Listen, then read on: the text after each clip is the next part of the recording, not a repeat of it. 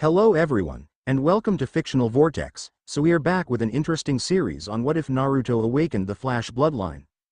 But before we start, I just want to remind you to please subscribe to my channel and hit the like button if you enjoy my content. Let's start the story. Life is strange. Sometimes when we least expect it, things change. They change so completely, so irreversibly, that we can never go back even if we want to. Sometimes that change is something we seek. Sometimes it is something that we choose. But many times it is simply something we have thrust upon us. This is what happened in a single day, a single moment, for every living person of two great villages. Uzumaki Naruto, blonde-haired and cerulean-eyed, had just been sent flying backward by multiple Juken strikes by his opponent. He picked himself up off the ground and knew he was hurt. He was simply too slow to get inside the older boy's defense. He had been so proud, making it into the finals of the Chunin exams. He was so filled with purpose when Hyuga Neji had been declared his opponent, he would avenge Hinata's loss in the preliminaries. He was so excited at the thought of the training he'd receive from his sensei, only for those thoughts to be dashed when his sensei had run off on him with his teammate. He had really hoped the man would help him, been so happy to finally get some individual training and advance himself. It had been hard for him not to cry at the disappointment he felt that day, but he had persevered. Naruto coughed as he felt a trickle of blood run down his chin and spit out a mouthful of his own life fluids to the ground. It was times like this Naruto wished more than anything he had a family, a true friend, someone who cared about him and understood him. A person who accepted him unconditionally for who he was and would supported him through every difficult moment without question, someone who he could call family. But it was also times like this he was reminded of what he lacked. He could hear them, their voices were all around him. Kill the demon Hyuga. They screamed, kick his ass Hyuga. They would cheer, not laughing now brat. They would taunt him. He knew Iruka was looking down on him with a concerned expression. He was just too kind for his own good. The ramen chef Tucci and his daughter Ayami were likely in the stands too, and the old man Hokage was watching him. But deep down, as kind as they were, none of them were a replacement for a family and people who had loved him his entire life. And it was times like this when he wanted that support more than anything. Naruto was no stranger to self-doubt or life's hard lessons, but in that moment he raised himself back up again. His sensei was nowhere to be seen, his teammate was not here, and his other teammate didn't really care about him. Naruto knew she didn't care but kept hoping she would accept him. He just couldn't stop hoping to gain a little acceptance. He also knew deep down what he wanted from her was attention and validation, but hidden under every smile was the knowledge she would never give him that. And at times like this, when he was at his lowest, those thoughts rose to the surface to taunt him. Are you ready to continue, Uzumaki? The dark-haired boy asked him with a look of superiority on his face. Fate has already determined this match, Uzumaki. You cannot defeat me. Submit and surrender. There is no reason for you to continue to greater injury. Naruto looked into the pale eyes of his opponent and nodded with a grim look of determination. He raised himself into a shaky taijutsu stance and breathed a moment. The boy in front of him, Neji, stood silently watching his opponent. Neji may have assumed his victory, but he was no fool. He would not underestimate his opponent, even if it was the knucklehead. He had seen what that had cost Kiba a mere month before, and while he was prideful, he was not a fool. Suddenly Naruto broke into a burst of speed as Neji stood still and entered his Juken stance. Faster, move faster, damn it, Naruto thought to himself as he struck across with his left flowing into a roundhouse kick. Neji blocked the punch and spun to easily avoid the kick before bringing his hand up and slapping Naruto across the face with a smirk on his features. Damn it. Why can't I move faster? I can't keep up with him, Naruto thought to himself as he continued to press his assault. Left, right, sweeping cross with his leg, followed by an uppercut, but nothing worked. Neji simply avoided it all. All of the frustration and pain welled up inside Naruto. He could hear the taunts and insults even more clearly now that Neji had backed up near the wall of the arena. He felt the remorse, the sense of longing, his hopes and dreams, and the crushing reality grinding them to dust. His entire body straining to push itself to be faster than before to catch the Hyuga prodigy, but failing to match the older boy's speed. Then it happened. Something that would change the world. Neji decided he was tired of waiting, tired of letting Uzumaki Naruto attack, and decided it was time to end this match decisively. But as Neji moved to strike Naruto, the blonde's perception changed and suddenly Neji seemed to slow down. It was as if he was moving in slow motion. Naruto's cerulean eyes seemed to almost glow and he stepped to the side and struck Neji in his unprotected left flank. Then reality seemed to snap back and Neji felt the strike and the speed that the blonde moved. He was shocked and jumped away from the panting blonde.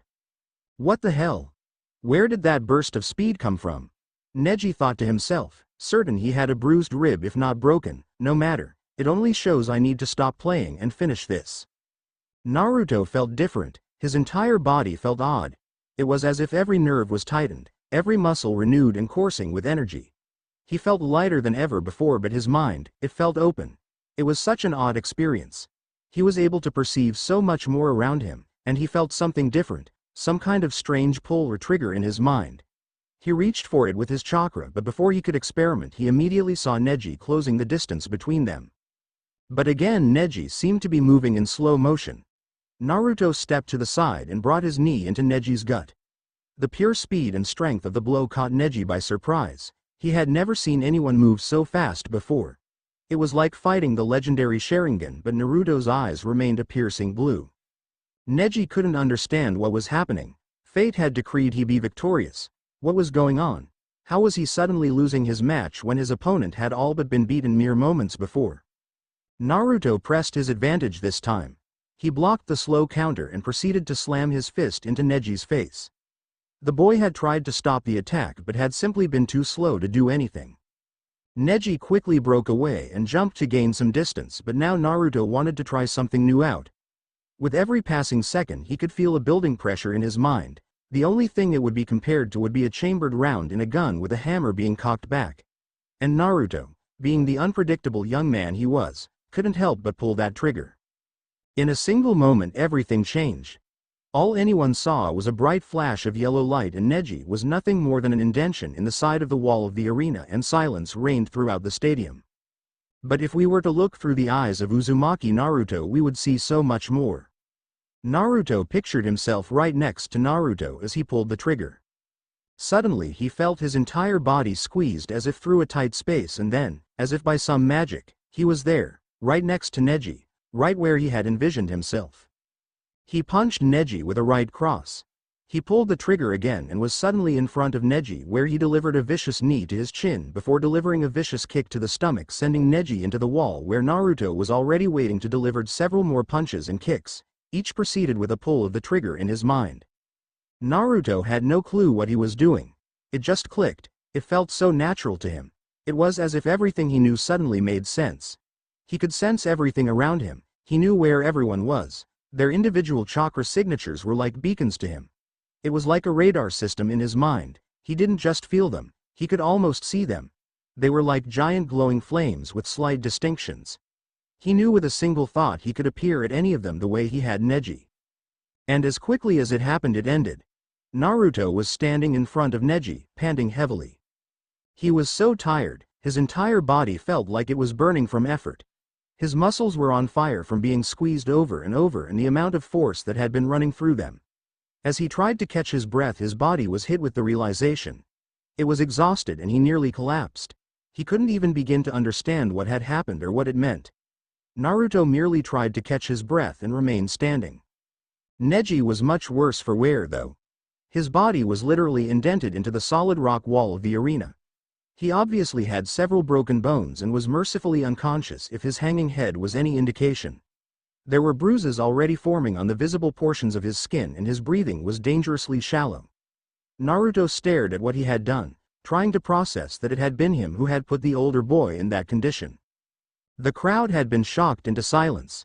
The Hokage's eyes widened at what had happened and realization began to dawn on him at the same time as the man sitting next to him began to grin behind his face mask, a horrible, nasty grin of pure, unrelenting joy. The first to recover enough to speak was the protector, who merely whispered in a shocked voice, "Winner, Uzumaki Naruto." And with that, in a single instant, a single moment, everything in the world changed.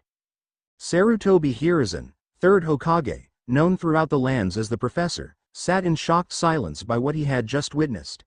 The old Hokage's mind was still processing the scene that had unfolded before him. He had seen many things in his nearly 60 years of life, but none of them surpassed what had just happened. At first he had thought Naruto was simply holding back. After all, Jiraiya had been training the boy for the past few weeks. Then the boy had seemed to literally speed up, even almost beyond the old Hokage's vision, but for just a few moments, and then returned to his normal speed. Then it happened a second time, and it became obvious that Naruto was as surprised by the change in his speed as the Hyuga boy. Then in a single moment Sarutobi realized his mistake. It hadn't been simply an advancement in Naruto's speed or abilities. Naruto's skills had increased that dramatically. Naruto was truly shocked by what was happening to him. And it was in that moment that everything changed and the arena had been filled with the bright light of a yellow flash. Even as the words of the proctor registered in his brain, he could hear others beginning to overcome their shock. That was the Hiraishin. The fourth Hokage's technique. How does he know that? The demon's taunting us. He kind of looks like the fourth. 1,000 thoughts entered into his mind as the third Hokage knew he needed to rein in the situation immediately before it got out of hand. Excuse me Kazekage-san, but I have an internal situation to see to. Cat and Crow with me. The old Hokage of Konoha vanished in a swirl of wind and leaves to appear next to the blonde boy. Genma-kun moved to the next fight.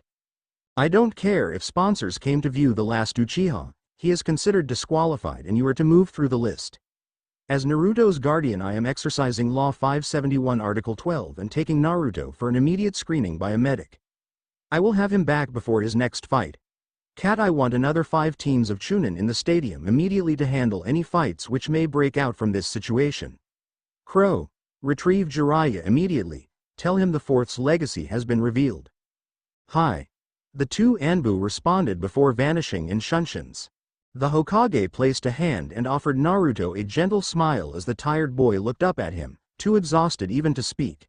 With that they vanished from the stadium to appear in the underground medical facility. As Uchiha Sasuke has not arrived on time, he is disqualified and Gaara no Subaku advances. Kankuru no Subaku and Aburame Shino report to the floor. Genma announced despite the fact that the crowd was obviously no longer paying attention.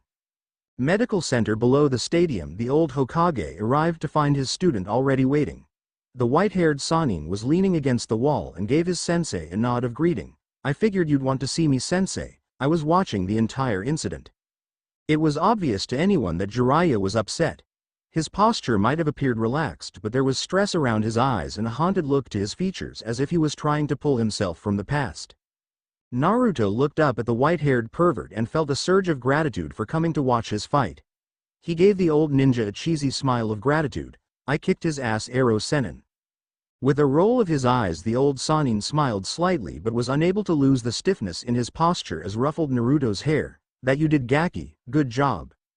Knowing they had a limited amount of time, the Hokage decided he needed to step in before the two started a blow-by-blow replay of the fight. Jiraiya, I need you to check the seal immediately for any problems, Sarutobi told him. Had to put on a show, huh, Gaki? Alrighty, lift up your shirt so I can check and make sure everything is alright with your seal, Jiraiya told him with forced cheerfulness. I also need you to tell him the truth, Jiraiya. After this incident rumors will spread everywhere. He is now your primary responsibility and will require your protection, the Sannin's old sensei told him even as he saw Jiraiya freeze at the words. Hiruzen knew it wasn't fair to ask this of his student. He also knew it was his fault for what was about to happen, but it had been the best choice at the time. The two exchanged a quick glance, one whose meaning was utterly clear. Jiraiya blamed him still for how Naruto had grown up, and Sarutobi clearly said if Jiraiya didn't tell him, he would. I suppose it is long overdue, Jiraiya muttered as he felt a chill enter his spine as Naruto looked between the two, but Jiraiya moved before he could voice his confusion. Jiraiya kneeled to Naruto's height and placed a heavy hand on the boy's shoulder. He could see the blonde was exhausted, even beyond anything that the Sannin had seen during their training month. It was probably the reason why the boy had been so quiet so far. Naruto, I knew your mother and father. I was your father's sensei. I was, well, very close to them, he told the blonde-haired youth as tears began to water in his eyes. Your father was like a son to me, and when we found out you were going to be born they asked me to be your godfather and guardian should something happen to them. You were named after a character in my first book because your dad liked it so much, Tears were openly flowing down the Sanin's face as he remembered the day Minato had informed him he intended to name his son after his sensei's book. Naruto stared at the old man in front of him. Every lonely night he had cried himself to sleep, every time he had sat alone on the swing, every time he had watched from afar as other families walked away from him with their smiles came crashing down into his heart. The shock of emotions nearly rent Naruto into pieces to discover he had a godfather, a guardian, a man who should have taken care of him. And despite the warring emotions within him, only one question came to his mind, and in his confusion he barely whispered a single word: why? That single word was enough to terrify Jiraiya. It was said with so much raw emotion, the loneliness, the pain, everything the boy had suffered for 13 years was in that single word, and he was asking for an answer from the man who could have made all of it go away. The man whose responsibility it had been to protect him and watch over him and drive the darkness away. And the piercing blue eyes stared at him waiting for an answer. They dove into Jiraiya's slowly, steadily, and begged him to answer. As much as Jiraiya wanted to look away, he didn't shut eyes to his godson's pain or to the raw emotions welling inside himself. He let them flow and faced them as he had not done in years. Naruto, I wanted to take you with me. Sensei and we talked about it for hours after your father died. We knew that if you came with me you'd be forced to grow up on the road, and my work would take us into some of the worst places on the planet. Even more than that, I knew if I was seen with you it would be obvious whose son you were. Your father earned many enemies in his time, and all would try to kill you before your first year was out, despite any protection I might be able to offer you. Taking a deep breath, Jiraiya continued, I did everything I could to help you. I sent you those gifts on your birthday, Gama-chan and your sleeping cap and that orange jumpsuit even. I paid for your apartment and tuition to the ninja academy. I asked Sensei every time I wrote him what you were like and how you were doing. I squashed any rumors and left false trails for anyone who might be trying to find you. I came back just to watch you in the Chunin exams and planned to meet you at the hot springs that day. I wanted to train you, to teach you everything I know, and I still do. Jiraiya continued, his pace quickening as he came to his conclusion. I wanted to be here for you, Naruto, and I know I can't make up for the past, and I know it is cold comfort to know that I was looking out for you from behind the scenes when you needed me by your side all of these years. But I want to teach you everything I know, and I want to protect you. I know you may never accept me as your godfather and you might never be able to forgive me, but I just hope you'll give me the chance to redeem myself for not behind here all these years and accept my training as your father did. Jiraiya bowed his head as he finished, unable to take the look coming from Naruto's eyes as he absorbed the words that Jiraiya had spoken. Naruto, Sarutobi said, I think you should know it took a lot of convincing to get Jiraiya to leave you here. He had adoption paperwork already filled out for you even before the night was over. He was going to take you, and I take full responsibility for him leaving you. I felt it was better that you grow up here where you would be safer in anonymity and the possibility of friendship. I never expected the village to circumvent me or ignore the Fourth's will the way they did. I also think you should know Jiraiya wrote letters weekly asking about you and had me send him pictures of your pranks. He always wanted to know about you, the old Hokage told the young man in front of him. You wanted pictures of my pranks? Naruto asked in a quiet voice. I still have them. I keep them on me when I travel and look at them at night. You might look like your dad, but you act just like your mom, Jiraiya said with a hint of a smile as his eyes gained a faded look to them as he remembered the redhead that had stolen his pupil's heart. Who were they? Naruto asked. The one question he had wanted an answer to for so long, the one thing he had always been denied as part of his identity, who were his parents? Before the Hokage could stop them, Jiraiya answered. Your father was my greatest pupil and the fourth Hokage, Naruto, Minato Namikaze, and your mother was the last of the Uzumaki clan, cousins of the Senju, Kushina Uzumaki. Naruto, you must understand that we kept this information secret to keep you safe. If I were any other number of enemies your parents made learned you were alive, they would have stopped at nothing to see you dead in vengeance for your parents, the old Kage told him. Naruto wasn't sure what to think. His mom and dad had loved him, wanted him. He was the son of the fourth, and even now he was being offered what he longed for ever since he could remember. A family, yet that same family could have been there for him his entire life. But he had worked in every other way he could to help him. It was all so confusing for Naruto and he wasn't sure how to take it all in. He tried again and again to work things through in his head, but one thing always returned: family. Naruto could see the pain that Jiraiya carried inside him. It was clear he hadn't wanted to leave Naruto as a baby, and it had taken convincing and almost an order from the Hokage to force him to do so. Now he was asking for a second chance. As much as Naruto wanted to be angry at him, as much as he wanted to yell and scream, and as much as he wanted to rant that the old pervert should have been there from the beginning, the thought of finally having a family brought him up short. Would you stay with me? He asked hesitantly. Naruto, that's all I ever wanted to do. And it will always be my greatest regret that I wasn't there for you as you grew up, Jiraiya told him as he tried to convey his regret and pain through the words. Tears formed in Naruto's eyes. I'm not sure how I'll feel later, it is all so confusing. I'm angry at both of you and yet happy to know I was loved and wanted, but I'd like that, if you'd stay, that is, Godfather. With those few words they found themselves in a tight embrace as the Hokage smiled softly. He knew they did not have long, but that this was a necessity, and he motioned for the medic who had appeared at the door to wait in silence as the two shinobi before him finally gained something they had each yearned for, a family. It would be a long road ahead for them. Jiraiya carried many emotional scars and Naruto would have to work through much of his own anger and resentment, but it was a start. A small step, but a good one nonetheless. With a polite cough the Hokage brought them back to reality. Naruto-kun, would you please lift up your shirt so Jiraiya can check your seal? And Izumi-san here will perform a scan of your body? With a nod Naruto positioned himself on the bed and laid back as he lifted his shirt. Jiraiya channeled some chakra into the seal to bring out and began to examine it. I don't see anything wrong with it, Sarutobi-sensei. Everything looks perfectly fine. I guess that what happened likely had no effect at all on the seal itself. But I'll keep an eye on it to be sure prolonged use doesn't cause any problems, Jiraiya told his old sensei. Izumi meanwhile was running several medical scans. The most important was a bloodline scan. While they would need to take blood samples later for more definite proof, the scan would give at least an initial indication of whether a bloodline limit had appeared. I don't see anything wrong, Hokage-sama. From all appearances Naruto-san is in good health, although his body is in extreme stages of exhaustion. The bloodline scan does indicate that he has awakened a bloodline limit, but there is no match currently. We will have to take a sample later for a more definite test, she informed them. Before the conversation could continue, Crow appeared within the room. Hokage-sama, Uzumaki-san's fight with Gaara no Subaku will begin shortly. He must return or be disqualified.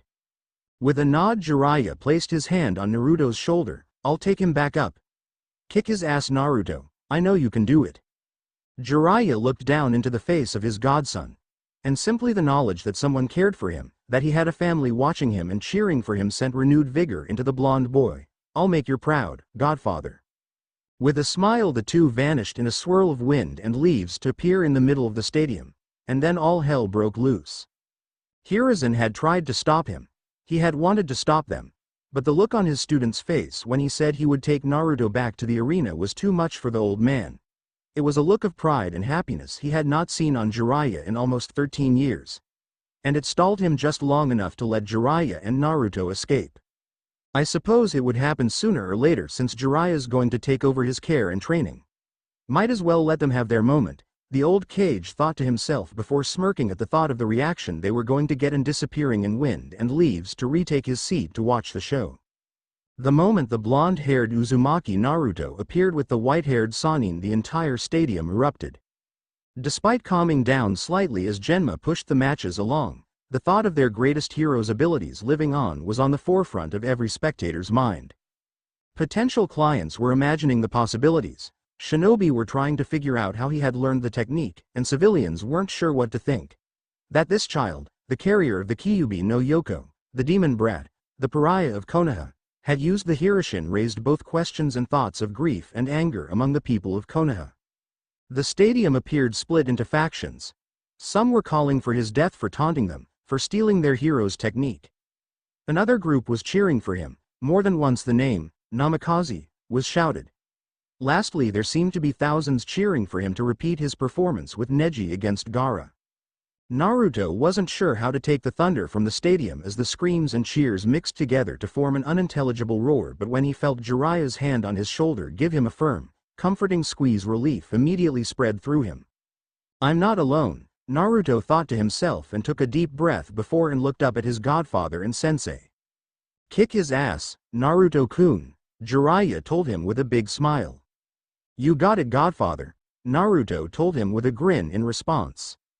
The exchange was not lost on many in the crowd who remembered another Chunin exam some 2 decades prior. In their minds they saw the overlay before him as the white-haired Sannin had once before stood with another blonde-haired boy, and many minds began to click then and there. Why Naruto had been chosen, how Kushina and Minato had always been seen together, Kushina's pregnancy, the date of his birth, his looks and personality, it all came crashing down, and thousands began to realize they had made one blindingly, glaring error in their lives. And as the citizens and shinobi of Konoha connected the dots, a similar thought passed through their minds. The fourth's last request wasn't to treat a random boy as a hero and keep him safe, but to treat his own son as a hero and raise him and keep him safe. My God, what have we done? Jiraiya vanished in a swirl of wind and leaves to take his place by the Hokage's side to watch his godson face the most dangerous opponent in the tournament. Naruto stared at the red-haired boy in front of him and gave a nod. Mother wants your blood. Will you prove my existence? The monotone voice of Gaara asked. Naruto raised an eyebrow at the question. Mother? Who are you talking about? Gaara merely stared at him, an emotionless face. He knew no fear, but after seeing what the blonde had done to his opponent, Gaara was more than willing to view the boy as worthy of his time. Genma looked between the boys and with a nod raised his hand. Begin. Mother wants your blood. You will die this day, Uzumaki. Show me that power. Prove my existence. Gaara shouted as streams of sand burst from around him to attack Naruto.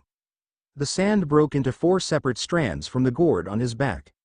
They weaved and bobbed, the streams mixing and unmixing as they flowed toward their blonde-haired target.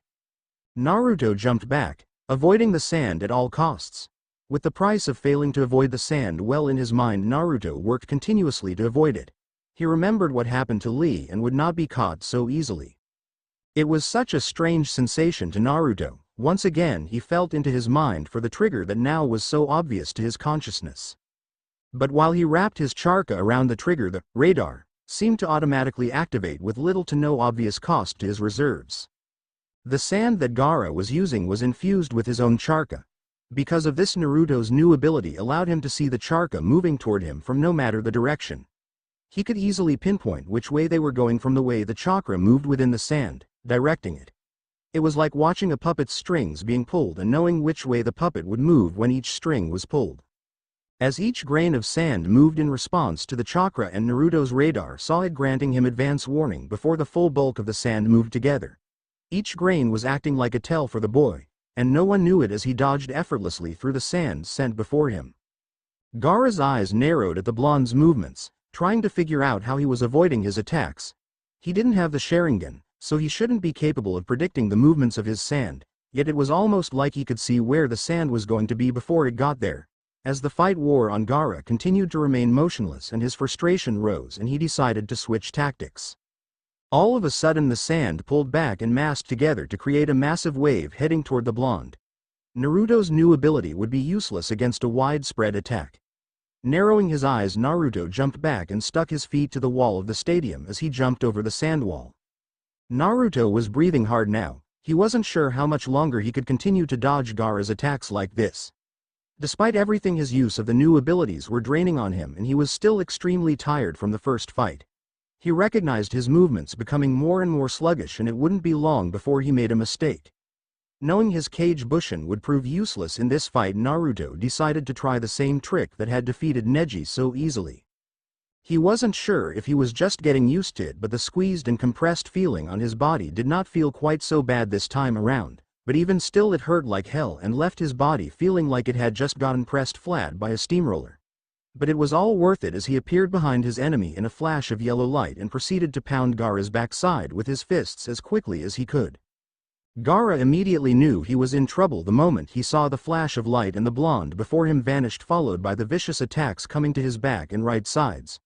When he turned, however, the blonde had already disappeared and was now to his left. His sand armor was peeling off him as his body took a pummeling he had never felt before. Gaara tried to bring his sand back to him to protect himself. He tried to form his ultimate defense, but the speed of the attacks, his inability to defend himself, it drove his concentration from him, and he was unable to command his sand. He was disoriented from the feeling of his entire body being pounded, and all of a sudden he felt his stomach take a massive shot and he was hurtled to the wall. just as Neji was before him.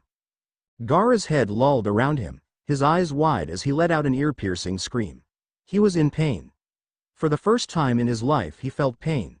His right arm was broken, he had cracked ribs and bruised muscles from the pure force of the number of strikes made on him. Never before had the red head been so badly hurt, and it was drove him beyond the last vestiges of sanity. His eyes focused on the source of his pain. Naruto was on one knee. Sweat was dripping from his forehead as he struggled to regain his breath. He was tired, too damned tired. But as he saw the other boy scream, a sense of utter foreboding entered his soul, and he knew he had to finish things now or they would get much, much worse. Naruto struggled to his feet. He could feel the exhaustion in his body as he forced himself forward, trying to find the last scraps of his chakra for one final flash attack, as he had come to think of the new ability. Pushing the exhaustion from his mind, willing his tired body to move, he launched himself in a final move that brought his fist into the sandboy's stomach with enough force to cause cracks to appear in the wall and rendering Gaara of the sand unconscious. Sweat was dripping off Naruto as he fell to a knee and struggled to regain his breath. Before he could even stand, he heard a swirl of wind and leaves were felt behind him. Kakashi and Sasuke had finally arrived. Jiraiya smiled as he watched his godson fight. The kid was obviously seeing something no one else could by his movements and ability to uncannily avoid the sand moving around him, but at the same time it was also obvious he was tired. That thought caused Jiraiya to frown slightly. Why is he so tired? Is it simply because of whatever strange bloodline he has activating, or is it simply the use of the bloodline? Minato, what were you hiding with that Hirishin technique? Jiraiya thought to himself. Seated next to him, the Kazekage was also admiring the blonde boy in the arena before them, but for a different reason. Magnificent. Even the Sharingan eyes pale in comparison to such a beautiful bloodline ability. With such power under my control, entire armies would die in the blink of an eye. No one could stand before me. Jiraiya frowned as he saw the sand beginning to sluggishly pull toward the boy in an attempt to cover him in his pain, and realized the boy was no longer in control. Whatever was controlling the sand was trying to take over, and as Naruto rendered the child unconscious, he let out a quiet sigh of relief. Damn, the brat just won 2 matches in record time. Impressive, don't you think, sensei? Jiraiya asked his mentor. Very, the bloodline he has awakened appears to be just as powerful as his father's, the old Kage responded. Listening intently, the Kazekage perked up. And just who is the boy's father? Hokage same.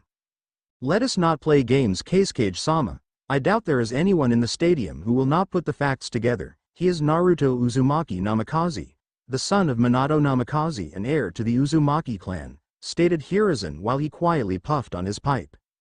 That could have been trouble. Nice work, brat. I am surprised sensei would give up his parentage so easily, but I suppose there is no point in hiding it any longer. He thought to himself with a small smile before his eyes narrowed at the arrival of his godson sensei and teammate. With a quick nod to his smiling sensei, Jiraiya formed a vanished in a seal less shunshin.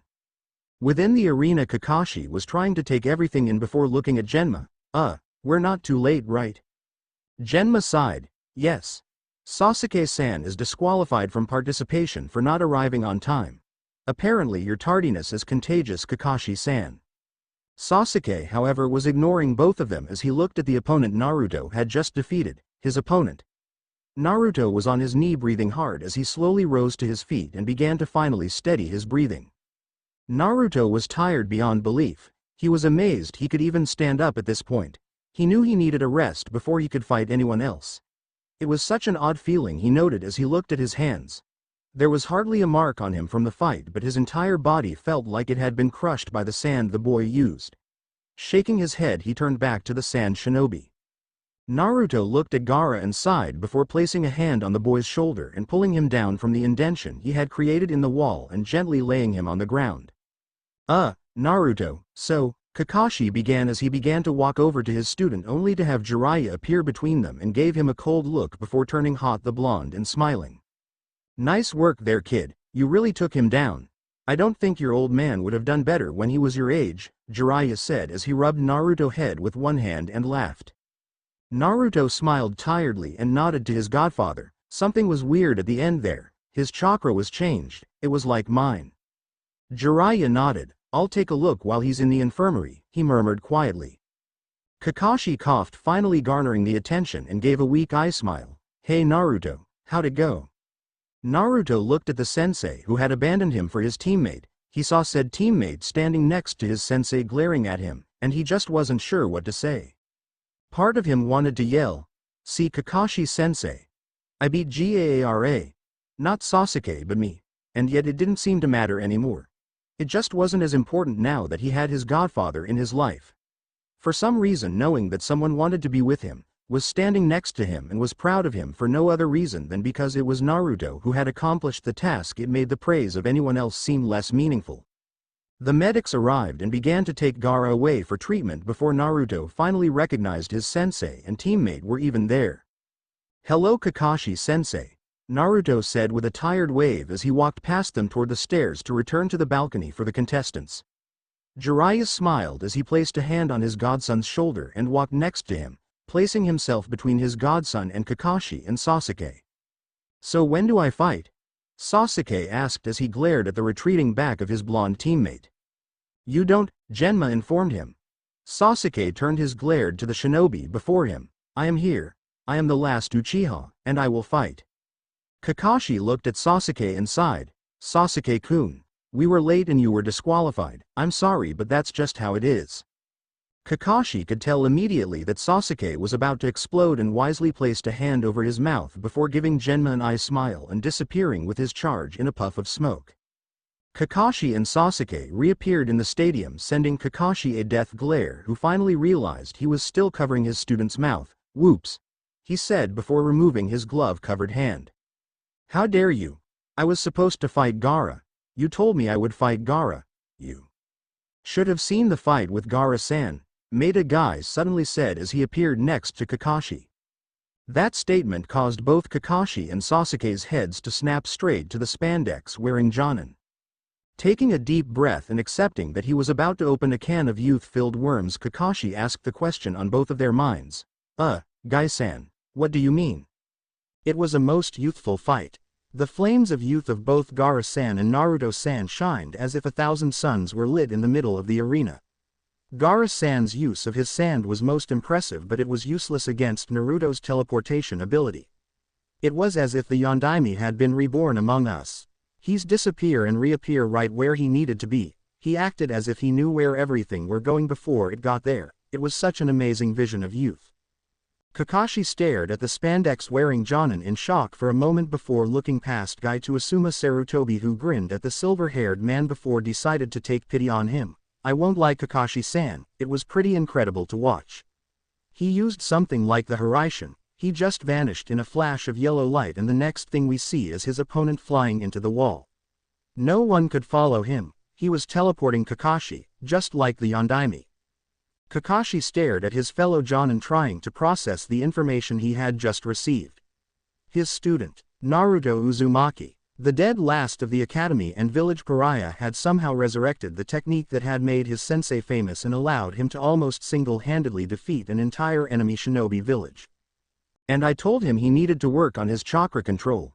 Naruto, what have you been hiding from us?" Kakashi wondered to himself. As the adults spoke, the young Uchiha felt his pride take blow after blow. Why does Naruto get this power? I should have been given this ability to kill him. Sasuke felt a pain in his neck and moved his hand to the cursed mark that resided there, but despite the pain he also felt the allure of his power.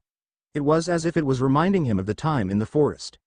Of the power it offered, the strength it could grant him if he chose to use it. Sasuke's eyes narrowed as he watched them carry Gaara out of the arena in a stretcher, and his ears began to register the words being spoken around him. "That was incredible. I bet he'll make Chunin with power like that. Do you think he's his son? What an amazing ability. I feel safer knowing the leaf has such power in it. Were we wrong about him all this time?" It felt like dozens of conversations were taking place about his blonde-haired teammate. Conversations which should have been about him. He should have fought Gaara, and if he had, the entire village would be speak about his power, his clan, his Sharingan. With Naruto. Naruto smiled as Jiraiya told him how proud he was as they walked up the stairs. He could almost feel Sasuke's glare on his back coupled with Kakashi's dumbfounded gaze. Naruto was still trying to sort his feeling out about everything. He had wanted his teacher's respect for so long. He wanted the man to pay attention to him the way he did Sasuke. but now that he had that attention it just didn't feel important. Naruto still wanted the attention, he still wanted Kakashi to brag about him as his student, but then he'd feel his godfather's hand on his shoulder and the smile he had on his face. Everything Naruto could have ever asked for was right there next to him. Whenever Naruto looked into Jiraiya's face there was just something special there, a love for him he had only imagined before. Jiraiya was proud of him. Whether he won or lost he would still be proud, but more than that, Jiraiya loved him. Sure, he was still angry with Jiraiya for not being there for him when he was younger, and he still needed to sort his feelings out completely, but for the moment Naruto just basked in the glow of his godfather's presence. "Well kid, I need to get back to the old man, you rest up while you can. After you win this thing we'll go out to celebrate with all the ramen you can eat," Jiraiya told him with a big smile on his face. Naruto grinned up at him and grabbed the older man in a crushing his. "You got it, godfather," he whispered into Jiraiya's coat. Jiraiya smiled and rubbed Naruto on the head tenderly before separating and returning to his old sensei. As Jiraiya returned to the cage box, Orochimaru found himself at a crossroads. With Gaara eliminated, he doubted his forces would be able to actually destroy the village. And if Minato's son ever became truly involved in the fight, he could wipe out their entire attack for within moments. But it was obvious the Gaki couldn't control his power yet, and it was tiring him greatly. He needed to strike now, before the child got his power under control. He had no choice.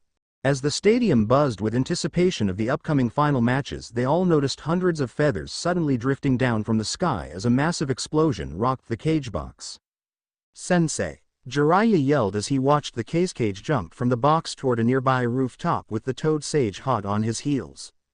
It all happened far too quickly, and despite his skills Jiraiya had been caught slightly off guard. He had never thought Suna would attempt to kidnap the Hokage in the midst of the Konoha.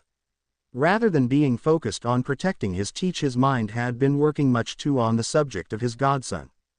Jiraiya cursed himself for letting his guard slip even for a moment as he landed seconds behind the cage on the roof of the nearby administrative building.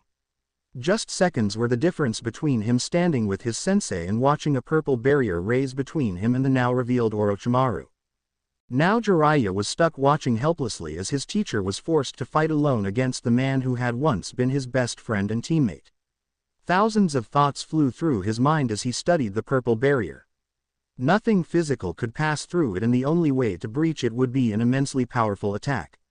Anyone attempting to break through with physical force would find themselves burned to ashes. But perhaps it could be bypassed instead.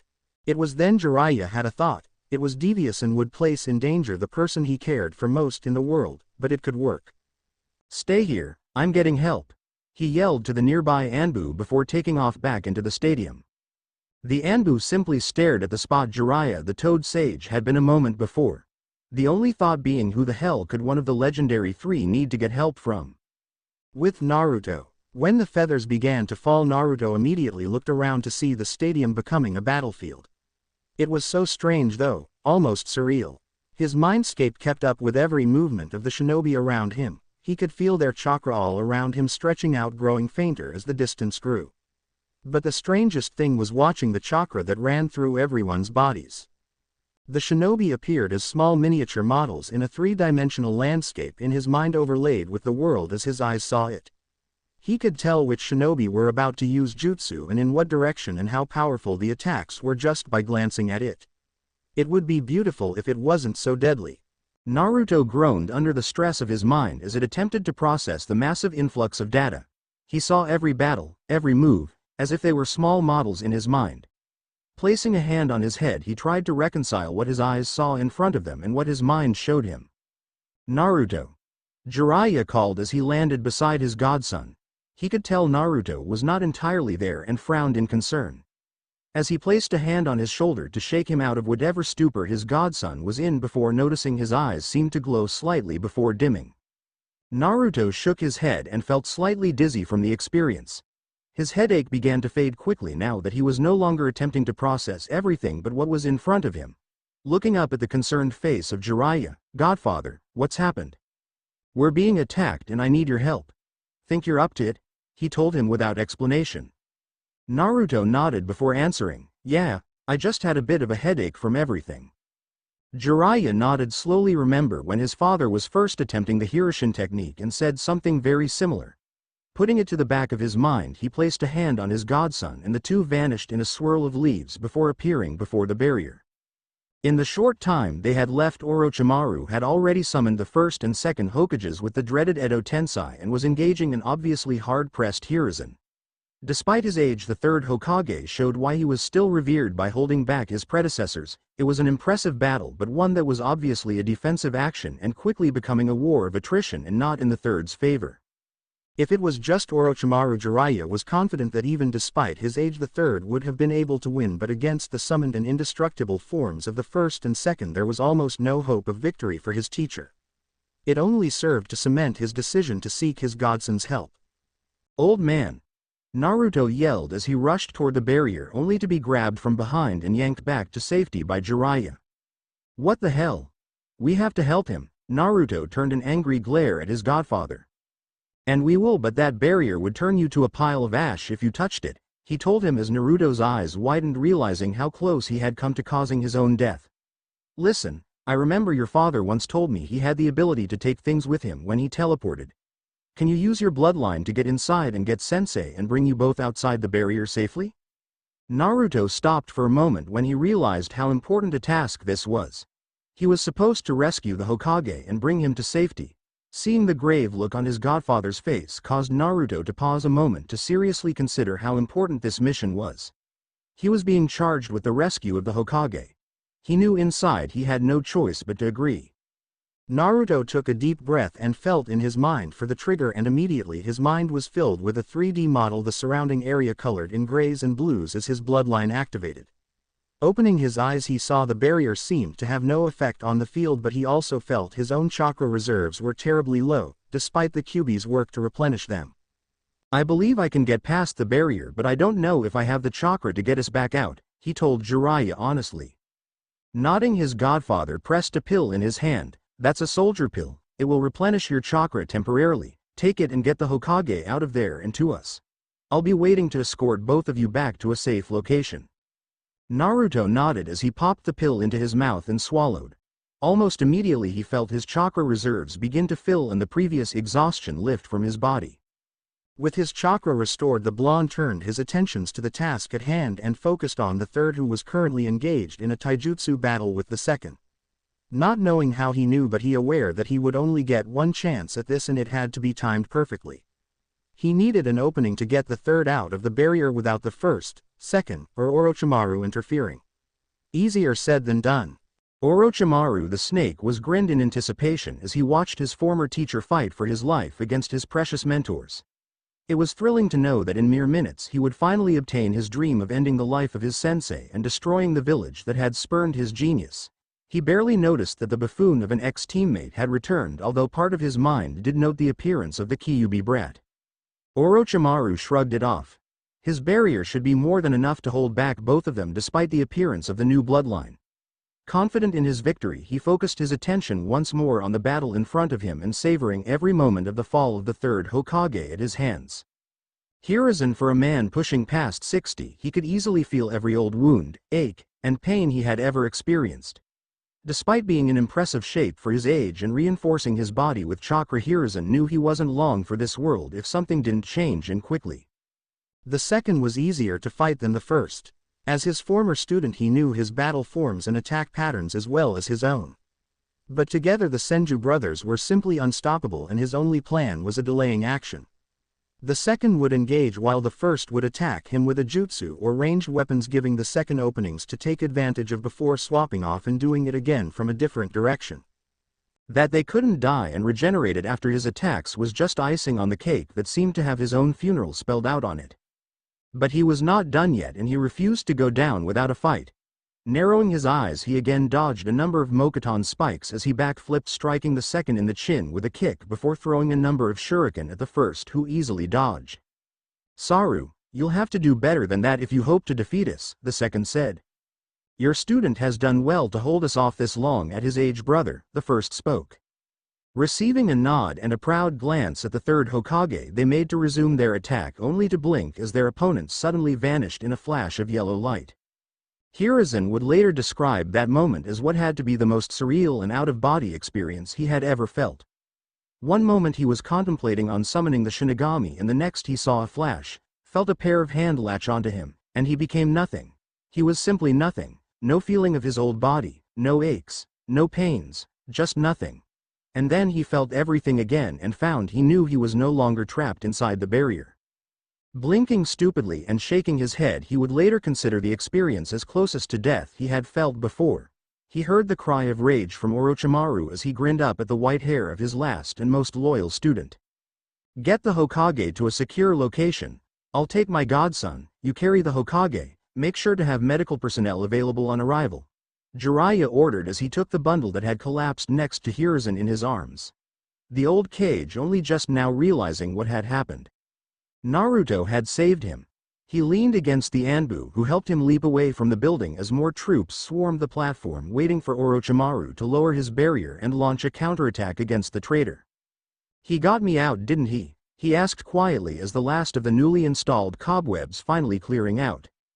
Jiraiya nodded with a small, proud smile. "Yep, the kid managed to grab you and teleport you out to us. Now let's get you somewhere safe, sensei, and throw the snake and his friends out of our village." Hiruzen grinned and took off with his student and Anbu escort. They had a village to defend.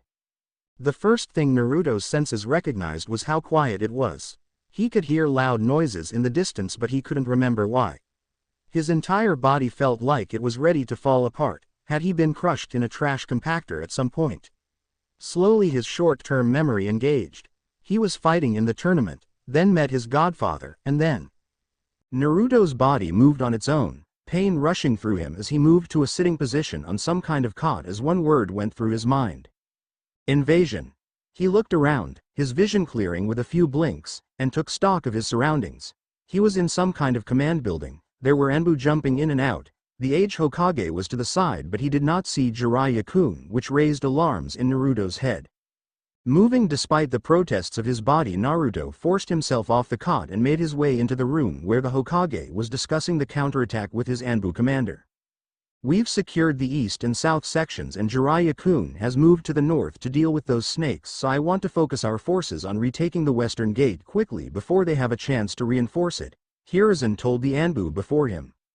Seeing the old man was safe and apparently unharmed and hearing his newly found godfather was safe quieted enough of Naruto's initial panic to let him look around.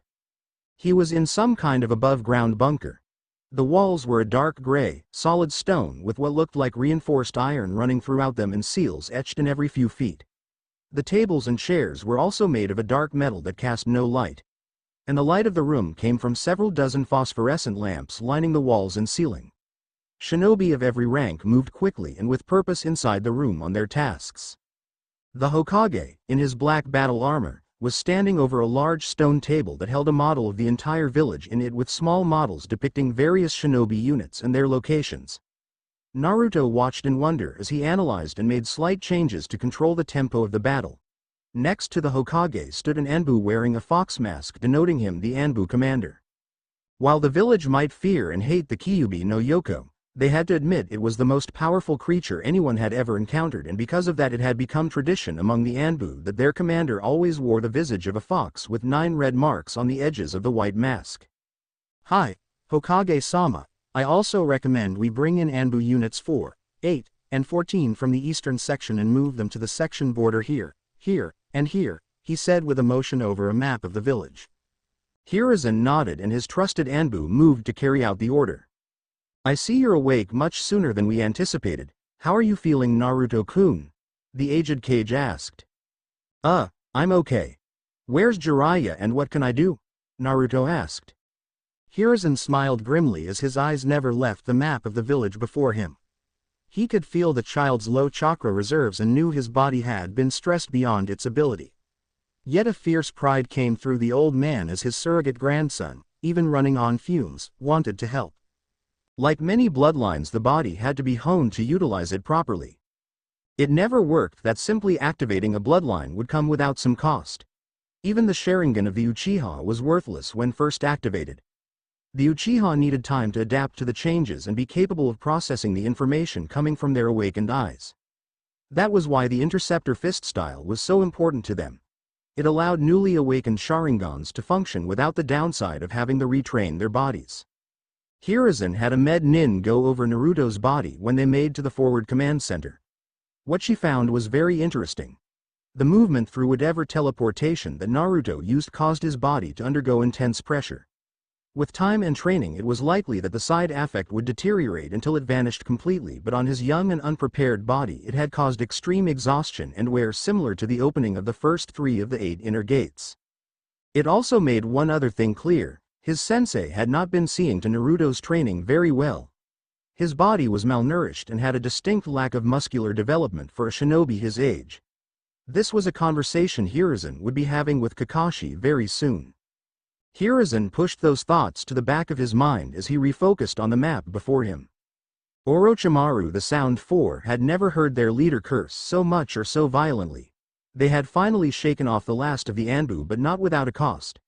Tayuya was captured, and Jirobo and Kidomaru were dead. All that remained were an injured Saken and Yukon. Even Orochimaru had not escaped unscathed, as the numerous cuts, bruises, and various minor injuries paid mute testimony to. The 3 were standing outside the village walls watching the ongoing battle turned route. It was obvious that Konoha was repulsing the attack and, if their escape was anything to go by, doing so with far less casualties than expected.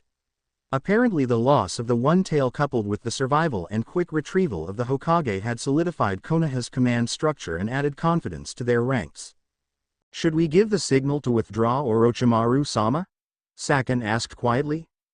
Orochimaru leveled a glare at him. "No, these pawns were worthless anyway. Let them fight to the death and do as much damage to Konoha as possible. We can always find more pawns and missing nin." Saken and Yukon nodded quickly in agreement before Yukon merged back with his brother. "Come, we're done here. Konoha may survive, but Sasuke-kun will still be mine," Orochimaru stated as he began leaping from tree to tree in the direction of the land of rice. Naruto Hiruzen had ordered Naruto to remain near him for the duration of the invasion and counterattack. Naruto wasn't thrilled about sitting out the invasion, but his body reminded him at every turn just why he was sitting out.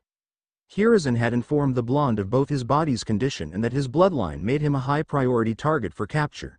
He instead instructed the blonde to watch how a battle was organized and led as a real-life learning experience. Thus, Naruto was currently observing the Hokage in a command combat situation for the first time. Naruto had to admit he was impressed, very impressed. He had not realized how much work it took and the little details the Hokage needed to pay attention to when commanding a battle. He put an emphasis not only on winning the battle but doing it with few casualties and protecting vital assets to allow Konoha to recover quickly. He played the ebb and flow, the tempo of the battle itself, like a musician. It was obvious to the blonde why the enemy had attempted to take out the Hokage so quickly. Without him there would be no head to command Konoha's forces. And with nearly 50 years of battle experience, including 2 shinobi world wars, the Hokage of Konoha was one of the most experienced battlefield commanders alive. Naruto watched as the aged Kage took complete control of the situation, directing both regular shinobi forces and Anbu to critical areas such as the hospital, water treatment facility, and Hokage Tower while watching and controlling the ebb and flow of the battle. Many times Naruto couldn't understand the reasoning when orders were first issued, but it all came together in one massive orchestrated plan. More than anything, Naruto saw how important the Hokage was to the village. Anbu, Jonin, Shunin, and Genin gained new resolve when they heard their Hokage issue orders. As if his mere presence put them at ease and gave them strength and confidence. The Hokage was the village's spirit and inspiration. He was their living symbol of the will of fire. And Naruto, who had been told these things all his life, came to truly understand them in that moment. After several hours of watching the Hokage, Naruto was surprised to see the old man gesture for him to come to the table.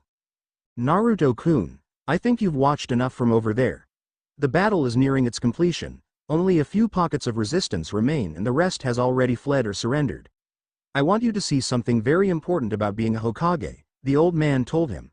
His voice was quiet, and as Naruto walked over he couldn't help but notice how tired the old man looked. He pointed to several sections on the map and began explaining. "These red flags indicate enemy shinobi inside the village. The larger the flag, the more shinobi, starting from squads of 4 moving up to battalions of 1,500. Each flag denotes positions indicated by security seals throughout the village and reports coming in from friendly forces. As you can see, green flags are friendly units, gray are captured, and black are dead. Naruto saw mostly green and gray with small occasional flags of red surrounded by green but also many black flags of various sizes. He had no idea how many there were or what their numbers might be, but there were a lot of black flags. We lost nearly 1,500 shinobi today, Naruto-kun, Hiruzen told him quietly. It could have been much worse if Orochimaru had succeeded and killed me. While we have fail-safes in place should the Hokage die, with this kind of well-planned assault, the damage done before they kicked in would have been probably triple what we received. Nearly 7,000 enemy shinobi are dead, another 4,000 captured. Naruto's eyes widened at the huge discrepancy, but Gigi, how is possible we took so fewer casualties? I mean, I'm glad, but shouldn't we have been hit harder? Normally, yes, but two things helped us. One was that Orochimaru didn't actually train his troops. They were mostly missing nins, the majority of whom were not even above Genin or Chunin, and had no field command experience. They just attacked and went off on their own. Once we organized, we simply lured most of them to traps around to village and picked them off, he informed his surrogate grandson. Naruto nodded as he looked over the map, and Suna obviously was counting on their hidden weapon. Suna only sent around 4,000 shinobi, about a third of their total force, to attack us while Orochimaru's people made up the rest. We were lucky. When Gaara didn't appear, Suna stalled and waited. Their hesitation gave us the time to organize and counter. If they had acted sooner, that alone would have doubled our losses. Naruto took several breaths as he tried to assimilate this knowledge while the old Kage continued. You'll have to perform this job someday too if you want to be Hokage, Naruto-kun. Remember that you can't save everyone, and most of the time the Hokage needs to remain outside the battle to command. It's a hard lesson to learn, my boy. Hiruzen placed his hand on the young Uzumaki's shoulder and gave it a light squeeze of comfort. Naruto nodded quietly as he began to accept that his naivety about battle came crashing down around him. The silence after a battle was always the worst. Going from the adrenaline-pumping action, war cries all around you, thunderous crashing of buildings being destroyed, and the raw energy in the air as jutsu were launched to suddenly nothing always unnerved Jiraiya. It wasn't that this was unusual, it happened after every battle. Exhaustion took over no matter how hard someone trained, and eventually everyone had to rest. But the drastic change had always bothered the veteran shinobi. Even after all the years and wars, he still wasn't able to shake the feeling that some other shoe was waiting to drop, as if his own mistakes would come crashing down one day. Giving himself a small but determined grin, Jiraiya took a sip from the hot tea on the table as he reached for the next report in the growing pile nearby. Jiraiya arrived sometime near midnight to take over for his sensei. It didn't take a genius to realize the Hokage was old and tired. While he might be a good paper pusher during peace, war was a young man's game, and it drove home how much he ignored the signs that his sensei needed him. He knew the Hokage would never ask him to take over again after he refused the first time, but in the back of his mind Jiraiya knew that Hiruzen had always hoped he would step up and offer. Jiraiya nodded quietly to himself as he glanced over to his godson, sleeping in a chair, and his sensei trying to catch a few hours on a cot next to him. Naruto remained with the Hokage the rest of the evening and throughout the night. With the sudden revelation of both his bloodline and the potential for enemy shinobi to connect the dots about his heritage, the Hokage was unwilling to risk letting him leave. Add in the QB sealed inside him, and with his lack of training and exhaustion he was just too high a priority to risk in the chaos of the invasion. Even now, while Konoha may have repulsed the invaders with relatively light losses, security was still in question. Currently squads were combing the streets for time-delayed traps, improvised explosive devices, bugs, and all manner of espionage the enemy might have set up during the invasion. Jiraiya looked over another report from the western district of the village. Apparently the clans had repulsed the attacks early and none of the compounds were breached. Although there was still some question as to the Uchiha district since no one was currently living there. He made a note to have an Anbu team thoroughly check the district. Sighing to himself, he stared at the steaming mug of tea near his hand on the desk. It was his sole companion at this late hour as he took out the next report before glancing over it and making several marks and notes for Hiruzen to review later. For the moment everything was quiet though, and Jiraiya allowed his mind to wander. Jiraiya sighed again as he took another sip of his tea. His mind rerunning the battle as he pieced together everything from the mission reports. He could see the enemy movements in his mind, decisions being made as both allies and enemies fought. It was always a little unsettling how he could guess why one unit went one direction or why one group of shinobi stood and fought when they should have retreated. Tactics had always been a game he enjoyed, sometimes too much. Everyone always thought Orochimaru was the genius of the three, but he was the best frontline fighter and scientist. It had been Jiraiya to come up with strategy. He turned his attention to the roster of dead from his home and, while thankful it was so few, couldn't help but internally cringe at what may have happened had Naruto not been able to retrieve the Hokage. It was only Hiruzen's battle experience that saved many lives during the invasion. Jiraiya felt confident that he could have directed the battle just as well as his sensei, but if Naruto's bloodline hadn't appeared, he would likely have been off fighting in the midst of everything rather than checking in at the command center. It was a mistake, and one he realized could have cost thousands their lives if things had turned out different. With another glance at his godson and sensei sleeping nearby, he took another sip of tea and came to a decision. "I've been allowed to play the fool far longer than most, I suppose," he said quietly to himself as he sipped the cup of tea. And as the night dragged on, the white-haired hermit made a new promise to himself and those who were precious to him. He would stay this time and give his life to protect those he loved. Several days later, Sasuke growled to himself as he heard the villagers talk non-stop about Naruto, the dead last that had stolen his place in the tournament. They should be talking about him, not that blonde-haired idiot. His Sharingan was the most powerful bloodline. He was the last Uchiha. He glanced at his companions as they walked toward the Hokage Tower to do whatever D-rank rebuilding mission they'd received that morning. Another waste of time he should have been using to become stronger. Sasuke's glare intensified as he glanced at his companions. The tall silver-haired man and pink-haired girl were walking quietly and yawning respectively. As Team 7 entered the operation room to retrieve their mission for the day, they were met with the same sight they had been treated to every day since the invasion. Sasuke's blood boiled further at the sight of the blonde who had stolen his spotlight standing near the Hokage.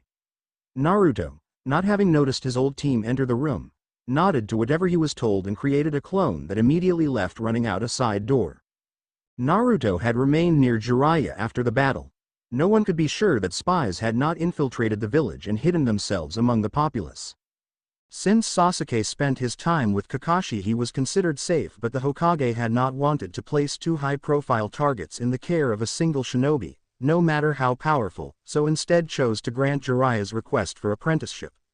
It made sense, as the Naruto would be taking up residence with his godfather once Jiraiya got around to finally cleaning up his family home.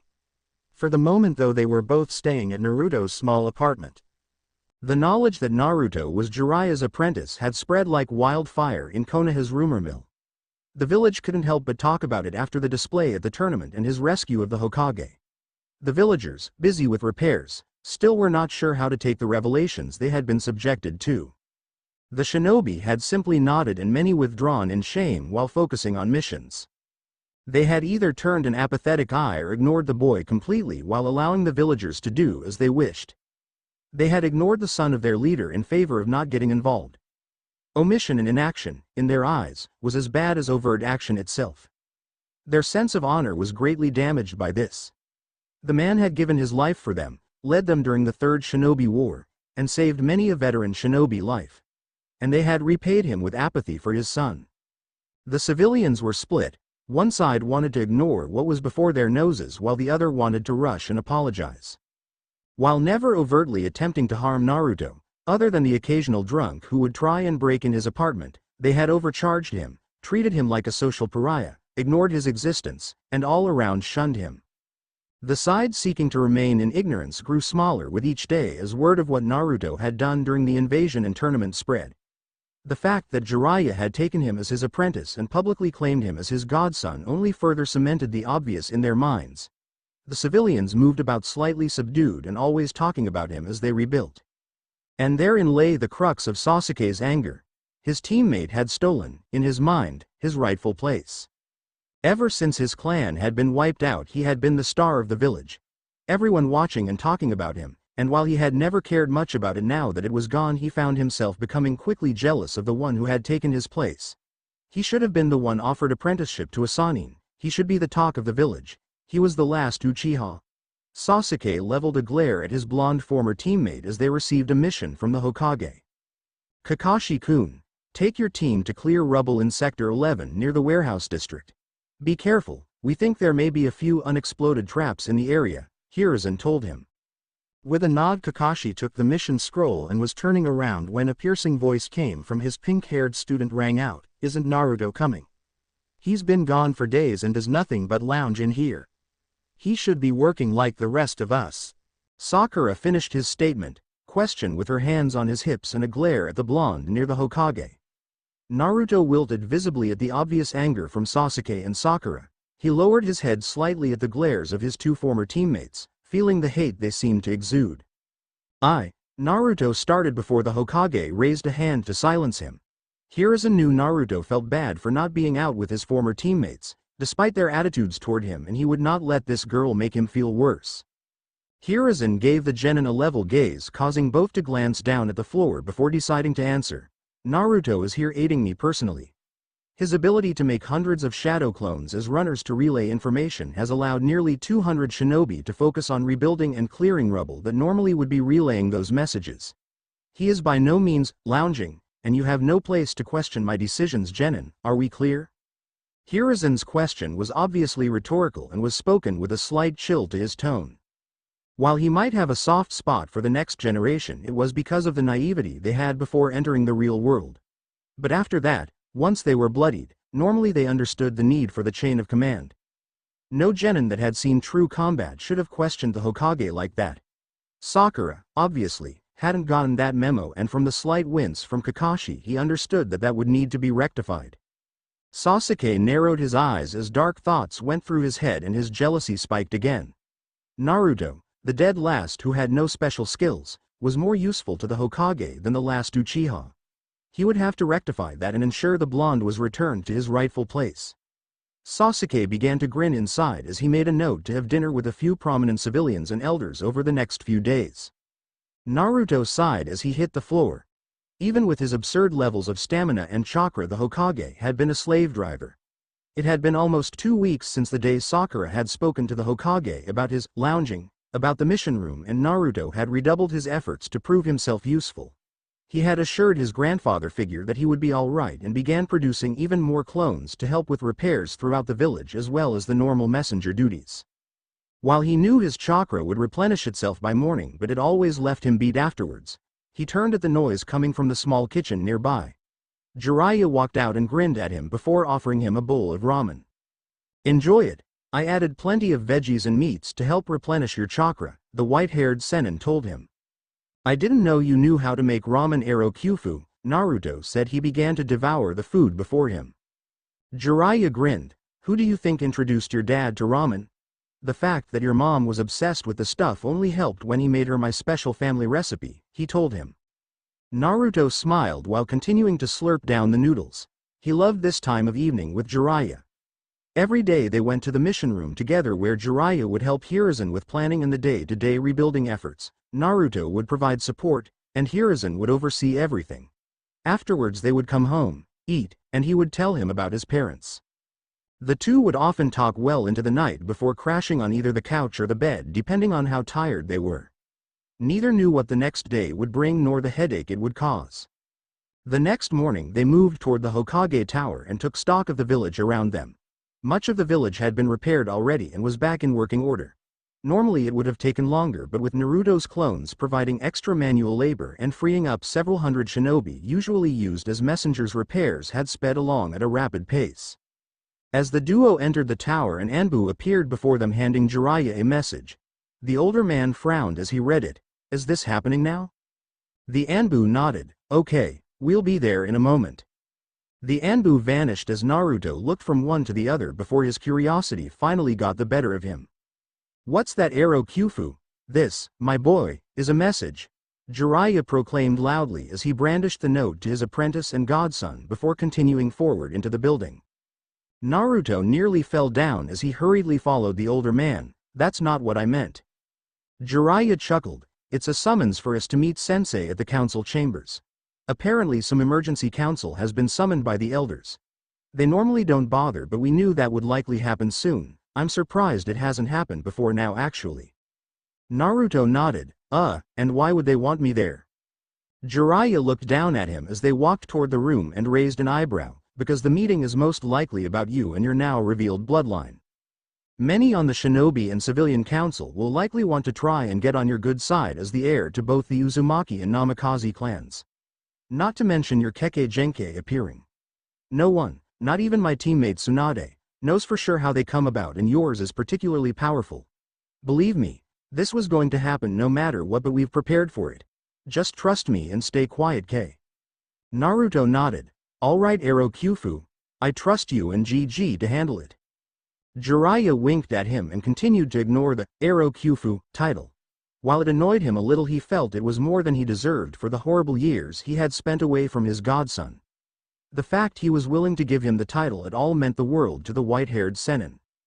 The duo walked in silence as they arrived at the doors to the council chamber. The chamber was a long rectangular room with 3 tables inside. One table at the end of the room rested on raised landing where the Hokage and advisors sat, the other 2 spread from the Hokage on the floor toward the doorway, lengthwise leaving room between them. One on side the Shinobi Council sat, consisting of the clan heads of the great clans of Konoha, and on the other the Civilian Council that consisted of the wealthiest and most influential civilians of Konoha. Between the 2 Shinobi and civilians and placed before the Hokage was another smaller table and chair that petitioners could sit at. However, Jiraiya ignored that as he and Naruto walked forward, the older man yawning. Isn't it too early for politics?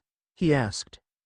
Hiruzen allowed a slight smile at his student's obvious lack of concern. I am in complete agreement, Jiraiya-kun. Now will you reveal whatever mystery reason you have for requesting this meeting, Danzo? To Hiruzen's side a man wrapped in bandages with a small tuft of black hair and holding a cane stepped forward with a frown. I think it would be obvious, Hiruzen. We had a potentially new and powerful Kekkei Genkei appear. I think we all want to know where it came from and why we're not informed that the Yondaime had an heir. Hiruzen shrugged, knowing the cat was out of the bag. That should be obvious. The number of enemies Minato accumulated in his life would transfer to his son. The assassins he would deal with would have been more than the village was capable of defending against. Anonymity was his best defense. So he really is Minato's pup? Sume, the Inuzuka clan head asked. Yes, he was my father, Naruto said proudly. Several civilians frowned. Are we sure of this? The boy could be making it up and taking advantage of the situation to gain more fame than should be granted, one of the civilians stated. Jiraiya chuckled at that. Other than being a mini-clone of Minato with what is obviously Uzumaki bone structure. Yeah, Tsunade did the blood tests herself and confirmed it a few days after he was born. He's Kushina's and Minato's son, all right. Hiruzen raised an eyebrow at this. Not even he had been aware that Jiraiya had sought out Tsunade to perform the bloodwork for Naruto. He only knew that Jiraiya had someone he trusted perform the tests. And what of his new ability? Is it a Kekkei Genkei? And is it transferable to any children he has? Inoichi of the Yamanaka clan asked. Yes, that was confirmed at the tournament, although it was a previously unknown one. We won't know if his children will receive it until he has them though, you know that, Jiraiya told him while Naruto blushed and rubbed his neck as the mention of him having kids. Then we must enact the Clan Restoration Act immediately. Imagine an army of teleporting shinobi. We would never be challenged by another village ever again. Another civilian cried out before being silenced by the glares of the Shinobi Council. I'm afraid that is impossible. The bylaws of the Namikaze and the alliance with the Uzumaki clan prohibit such an action by the council, Hiruzen explained. For us to do so would break the ties of both clans with the village.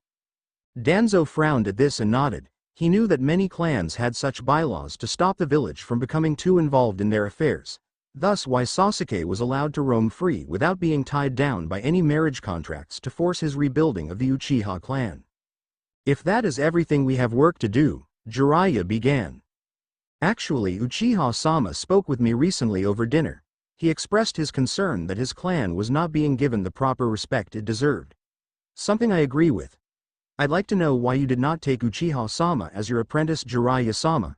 Another civilian counselor asked while other nodded along. Who I take as my apprentice is none of your concern. Am I clear? Jiraiya said, his voice cold as ice. Danzo smirked slightly under his bandages, so the Uchiha isn't happy that the Uzumaki Namikaze is receiving higher level training him. I agree. Jiraiya-san has the right to apprentice any who he wishes. The council has no reason or right to understand why, Danzo said as Hiruzen raised an eyebrow wondering what his old rival was up to. Danzo smirked inwardly at this new information. I can use this to attract the boy to me. Training with my Nei forces would provide the perfect way to gain from him what may be denied through the Uzumaki Namikaze.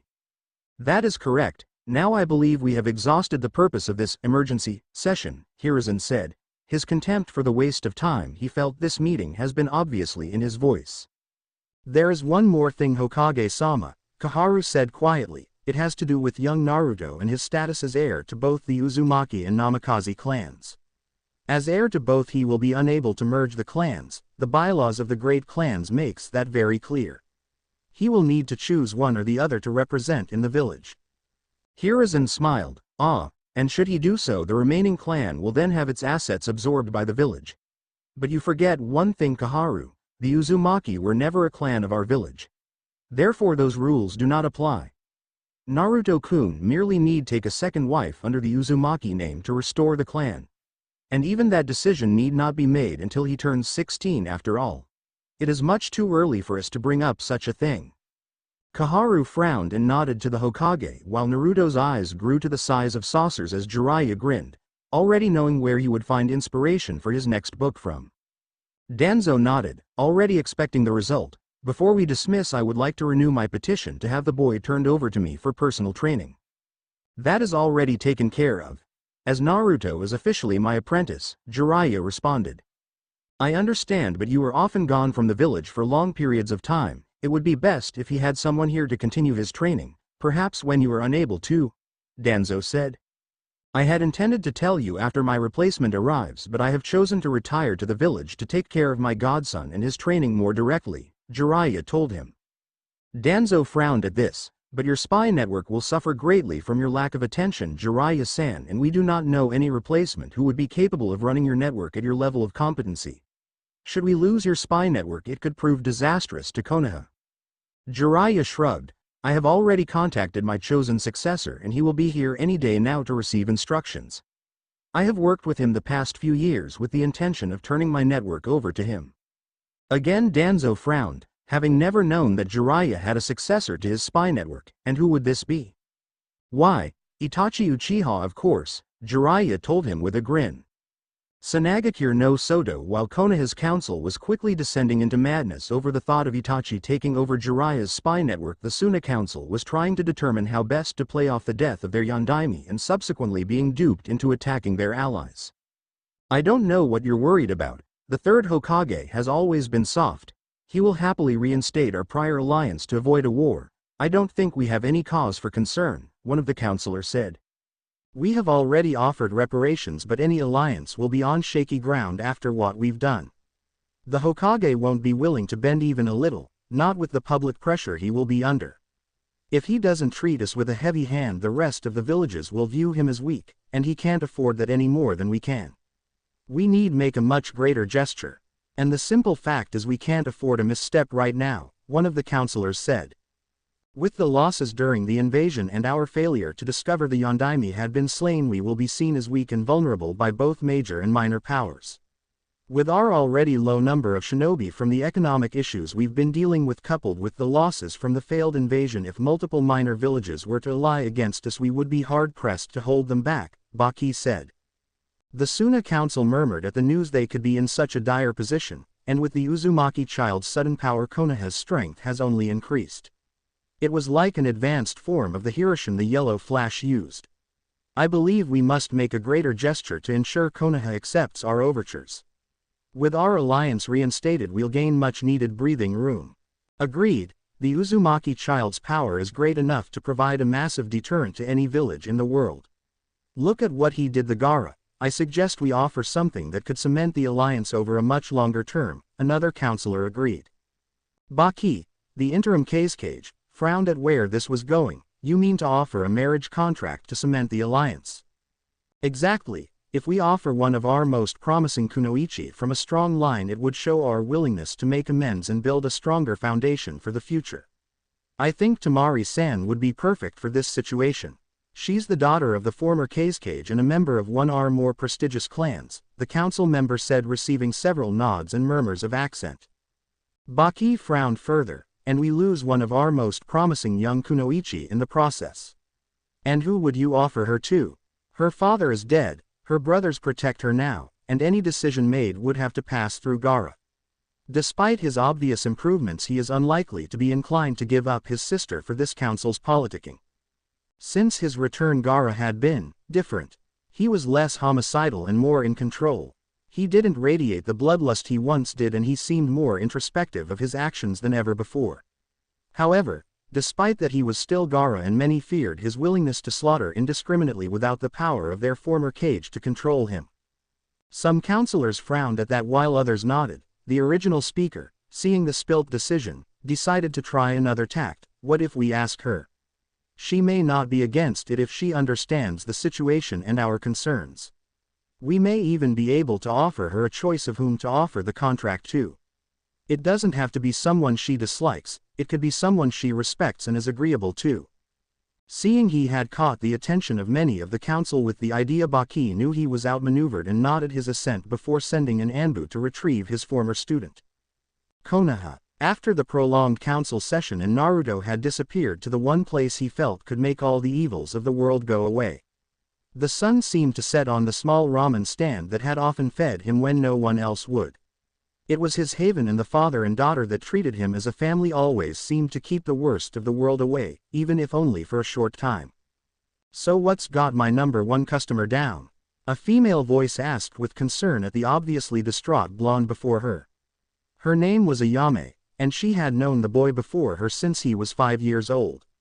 She was a few years older than him, around 5'4", with deep brown hair and eyes that radiated warmth of the boy sitting before her. Naruto gave her a weak grin before sighing. Sorry Ayame-chan, I had to attend this stupid council meeting and they were pretty terrible. I hate politics. Ayame frowned. Yeah, Dad is always complaining about the council and the stupid things they do. What happened? The concern obvious in her voice. Naruto took another bite of his ramen and squeezed the chopsticks tightly. I just don't understand why those old bakas have to be involved in my life. Jiraiya says it's the downside to becoming a leader. You deal with people wanting to play political games, and why he never wanted to be Hokage. But, I mean, just a month ago I had no idea who my parents were. I was some orphan, and now I am some highly valuable asset, and the heir to 2 clans that I never knew existed, and they just want me to make some mistakes so they can steal my clan's money and heritage for the village. Naruto squeezed his eyes shut as tears threatened to force their way out. Why can't they leave my family alone and let me figure this out by myself? Didn't we sacrifice enough? He said quietly as his left hand moved slightly to cover his stomach before he returned to his ramen. He had learned a lot about his family in the past few weeks, their sacrifices during the Great Shinobi Wars, and to see Konoha attempting to maneuver to steal from them just filled him a deep sense of betrayal by the village. Ayame smiled sadly at the boy in front of her. She reached over and rubbed his sun-kissed hair with a small smile. I wish I had the answers for you, Naruto-kun, but sadly neither Dad nor I have any influence in the council. We've never been their fans, but we do care for you. And if they try and take anything that belongs to you, then I want you to fight them with every ounce of you being. Got it? Naruto met her eyes and nodded before giving her a rare true smile. You got it. Ayame smiled and looked the blonde in the eye, admiring the determination and spirit. Naruto-kun, you'll always be family to us. I know we're not blood, but Dad and I will always be here for you. I'm just sorry we can't do something more to help but make ramen for you. Naruto gave her a smile. I know, Ayame-chan, but the ramen you make has saved me every time I need it. Thank you, you guys are the best, and thanks for listening to me. Ayame smiled and nodded before turning to take some dishes to the back. Sometimes everyone needed a little bit of ramen in their life. Hokage Tower. Telling them that Itachi is coming could blow up in our face. You know that, right? The old Hokage said as smoke drifted lazily from his pipe, although it was brilliant to treat it as if we had recruited him back to the village.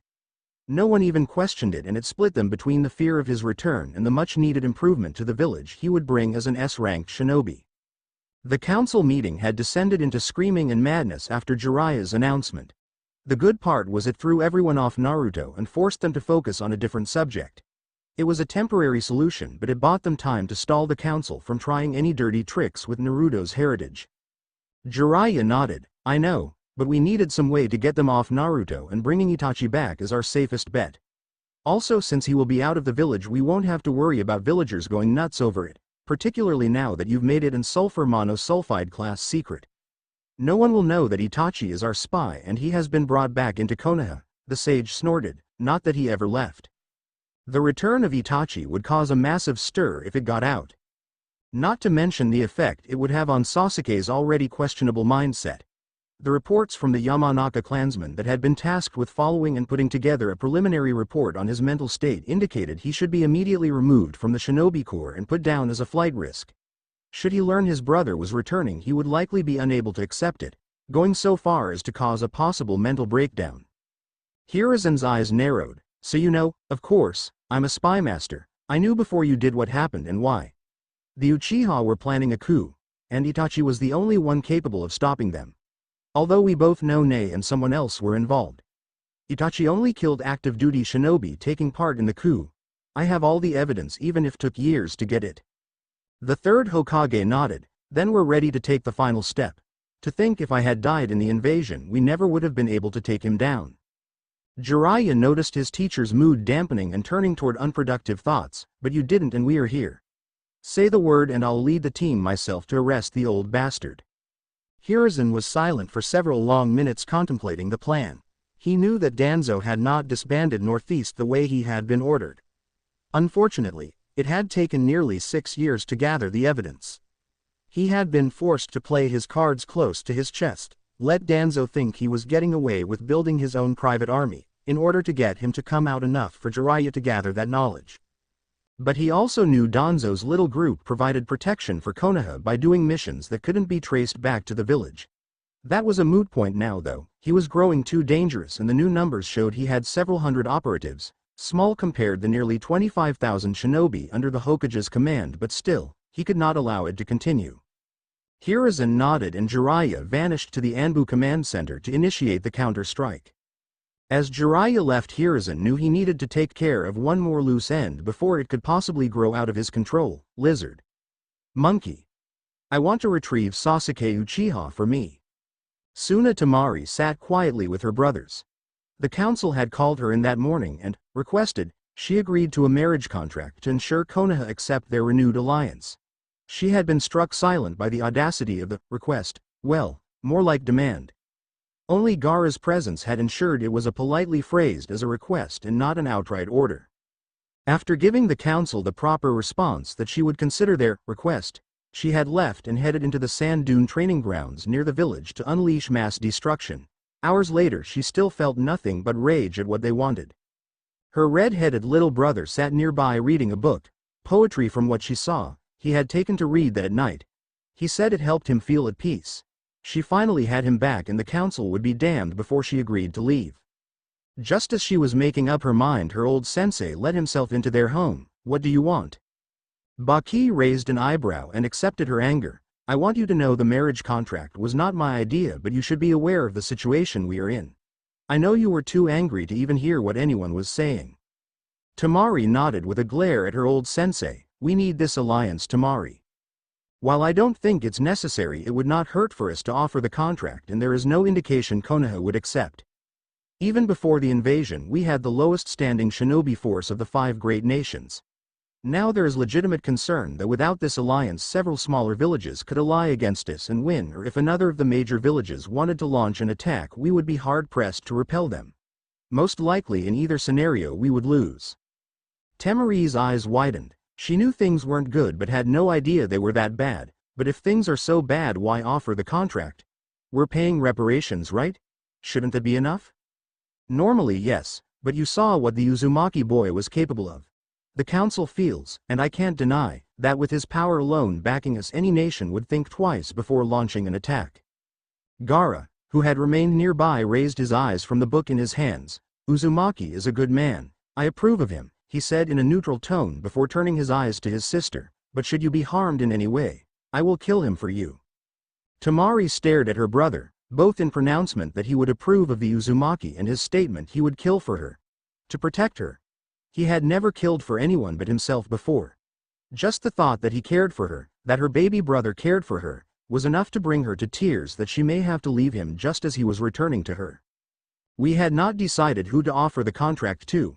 Part of bringing you into the meeting was to get an idea if you would be willing or if there was anyone you may consider marrying within the Leaf, Bucky told her. Temari frowned at that. She knew the council lacked the power to order her to accept the marriage contract. As a clan member she was protected under clan law from that, although her clan head could make such arrangements. And you came to let me know the stakes if I say no and how it could affect the entire village? She asked with a hint of anger in her voice. Bucky nodded. You needed to know the full picture. I don't deny that I dislike it, but there is a strong argument that should we offer the contract it will sway Konoha to accept that our intentions are genuine. Temari stared at the dunes before her in thought. Sometimes it just sucked being a shinobi. Unknown location. A small crow sat astride the shoulder of an older teen as he read over the missive he had just received.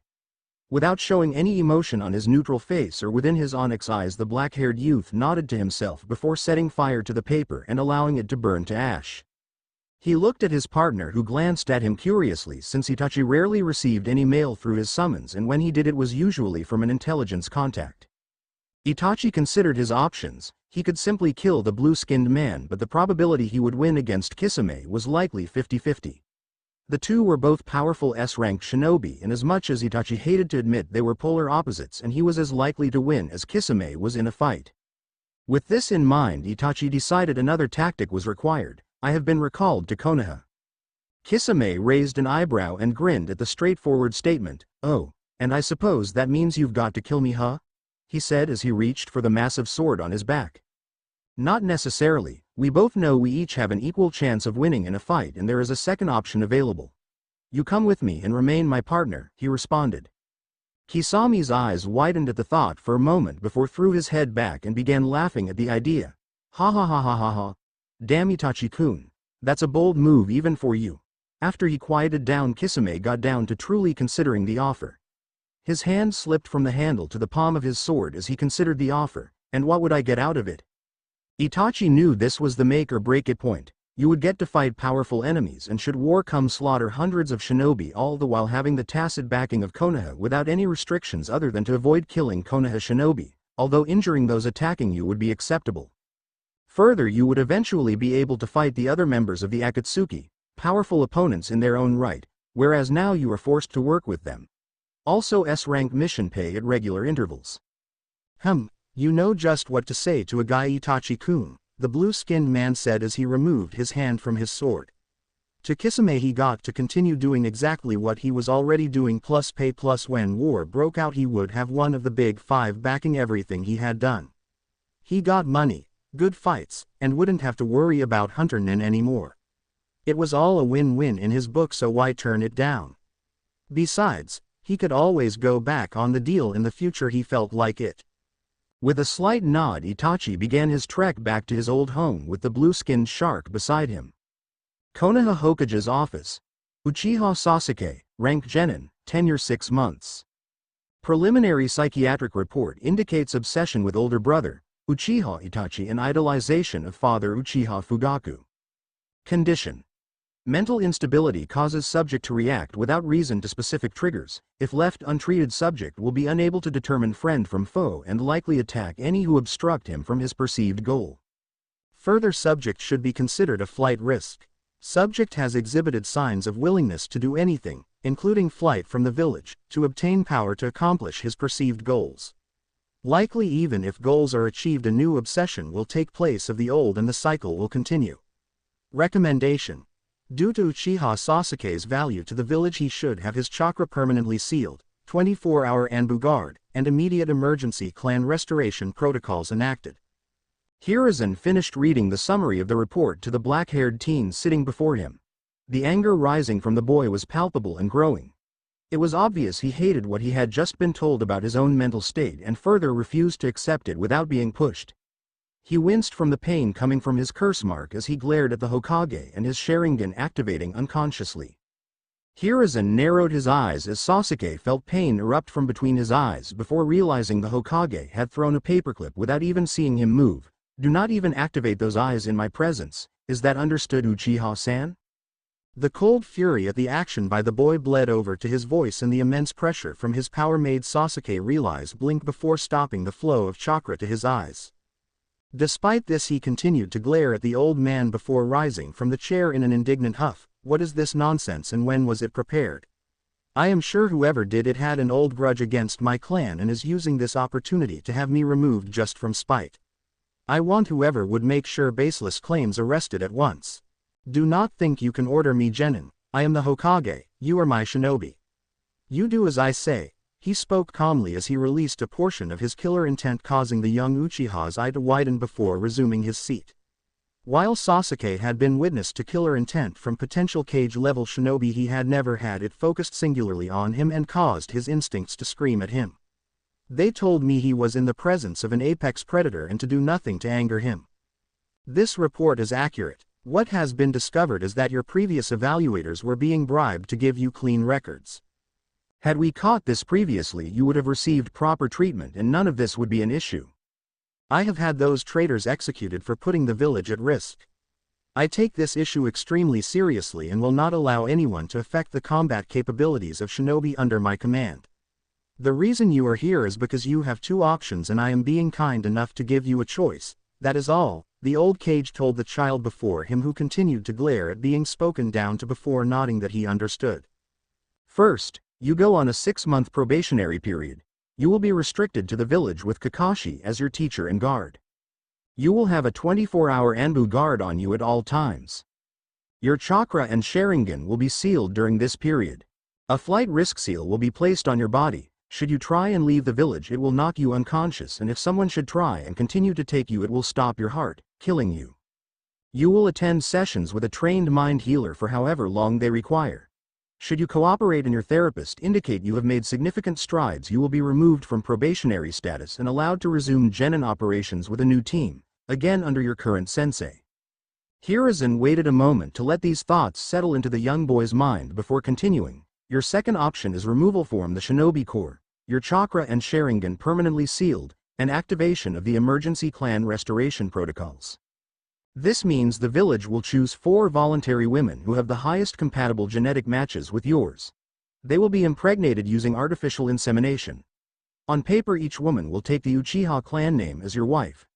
This will continue until we have 4 male Uchiha heirs aside from yourself. Any females born will also take the Uchiha name, and any men marrying them will be required to take the Uchiha name. You will have no interaction with the women or children. Sasuke glared hatefully even as he felt the curse seal on his neck begin to heat up.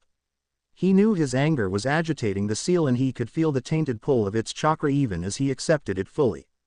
He didn't care that it came from a traitor, only that it made him feel stronger, and at that moment he wanted to do nothing more than destroy the old man before him. Sasuke continued his glare at the old man before him as he dictated terms to the last Uchiha before he sneered. You can't do that. My clan's bylaws and agreement with the village ensure it. Normally yes, but because you are the last loyal Uchiha, emergency protocols take effect, agreed to by all clans of the village. Since you are a flight risk and have major mental instability issues, the village has the right to enact these protocols to ensure the loyalty of the Uchiha clan for the future safety of Konoha. Sasuke sat there seething as he weighed his options, his mind unable to process what he was being told. He would be unable to kill Itachi? His Sharingan would be sealed? His power revoked? No, his mind wouldn't accept it. His hands clenched and unclenched as he closed his eyes in an attempt to accept and resolve the situation.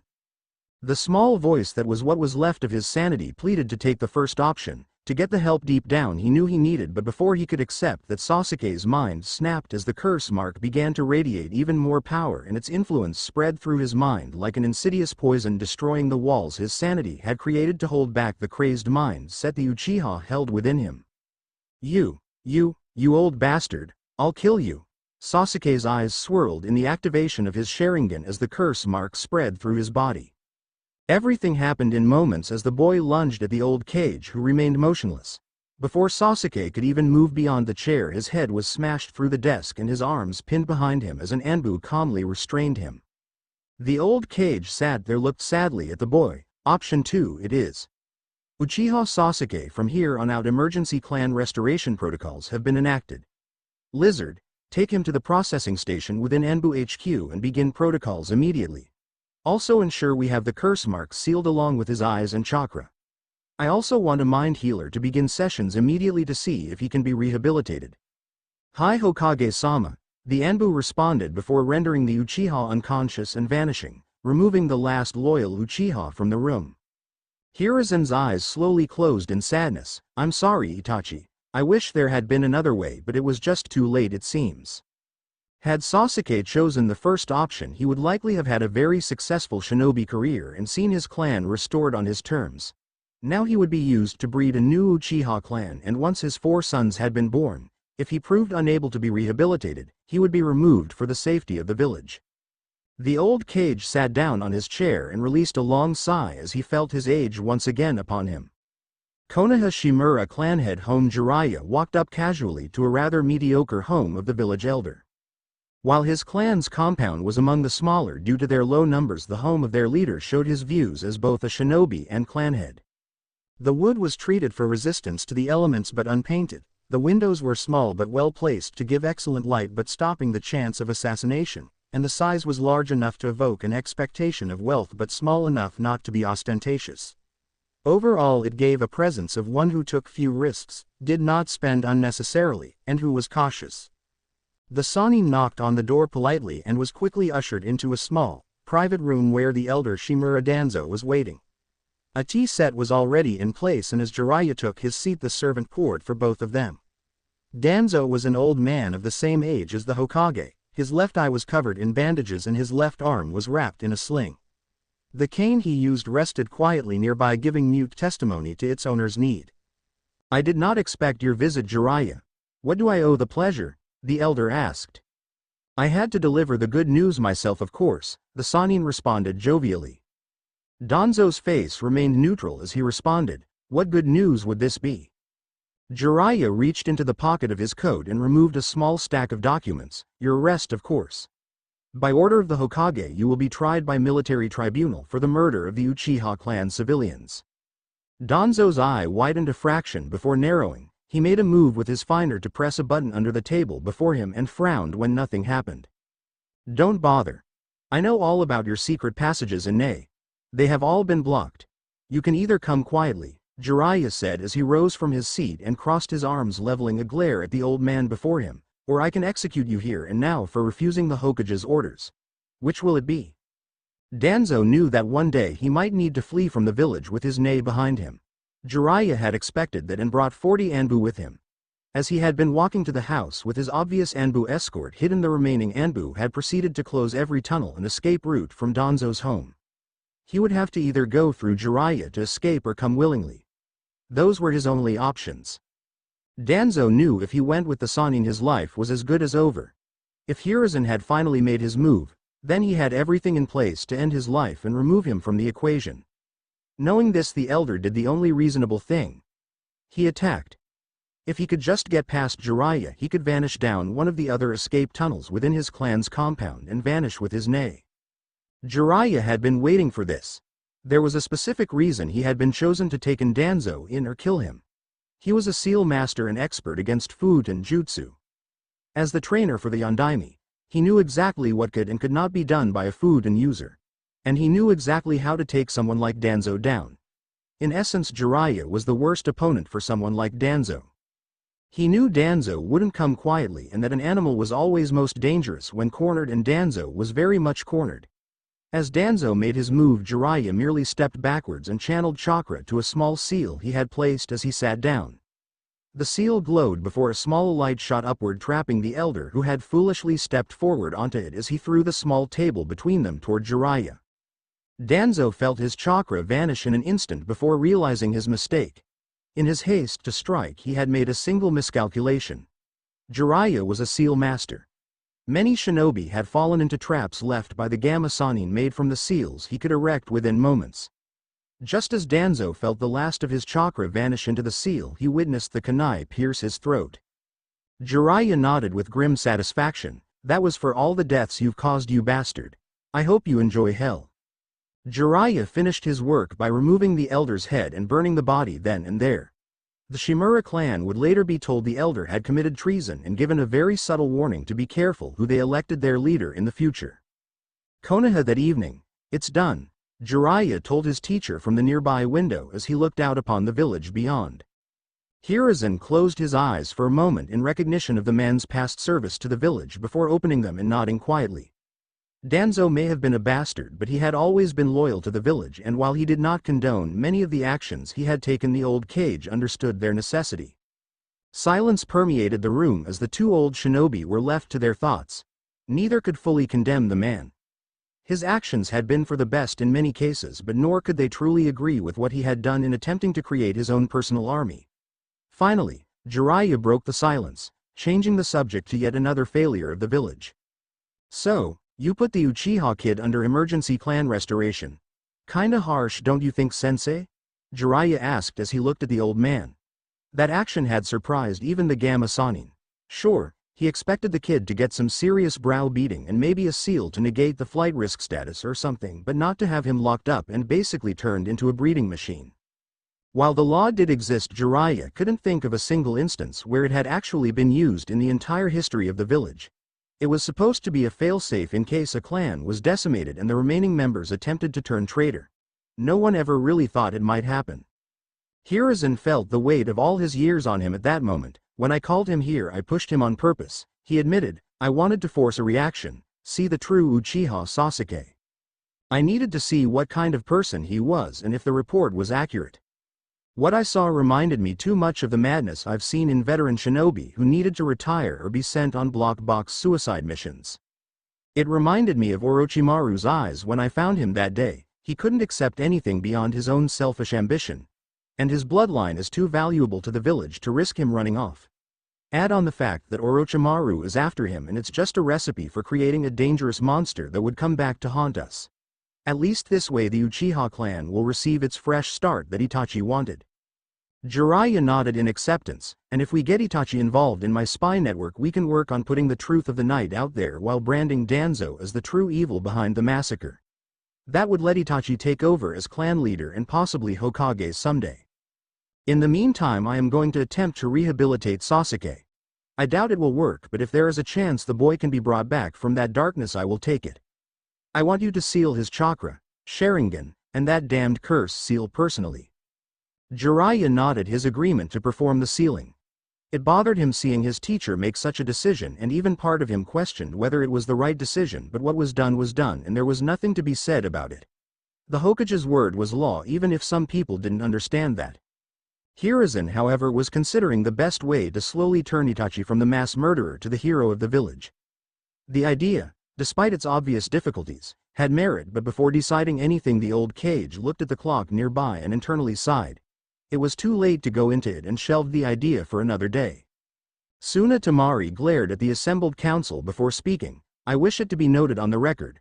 I will accept to be offered in marriage contract to Uzumaki Naruto, and only him as part of the treaty to ensure the future of Sunagakure. Any other such candidates will be refused. Should Uzumaki-san refuse, then I will not make a second offer. Is this understood? His younger brother stood quietly behind his sister as he leveled his own glare at the Suna council, reminding them he would brook no politicking with his sister's life. One of the elder council members spoke. Temari-san, we are grateful for your acceptance and understanding of the dire situation our village finds itself in. I won't beat around the bush like some of the younger members. Your sacrifice may be the difference between survival and destruction of our home. You have my and the village's deepest thanks. The council rose and bowed deeply to the girl, much to her shock. Unknown to her, Baki had made it expressly clear how Temari's acceptance was to be treated should she agree. And the council, not wishing to anger either Baki or her brother, had agreed without resistance to showing the girl respect for her actions. Baki nodded his own head to his former student before speaking as the council resumed their seats. We would like you to travel to Konoha to meet personally with the Hokage.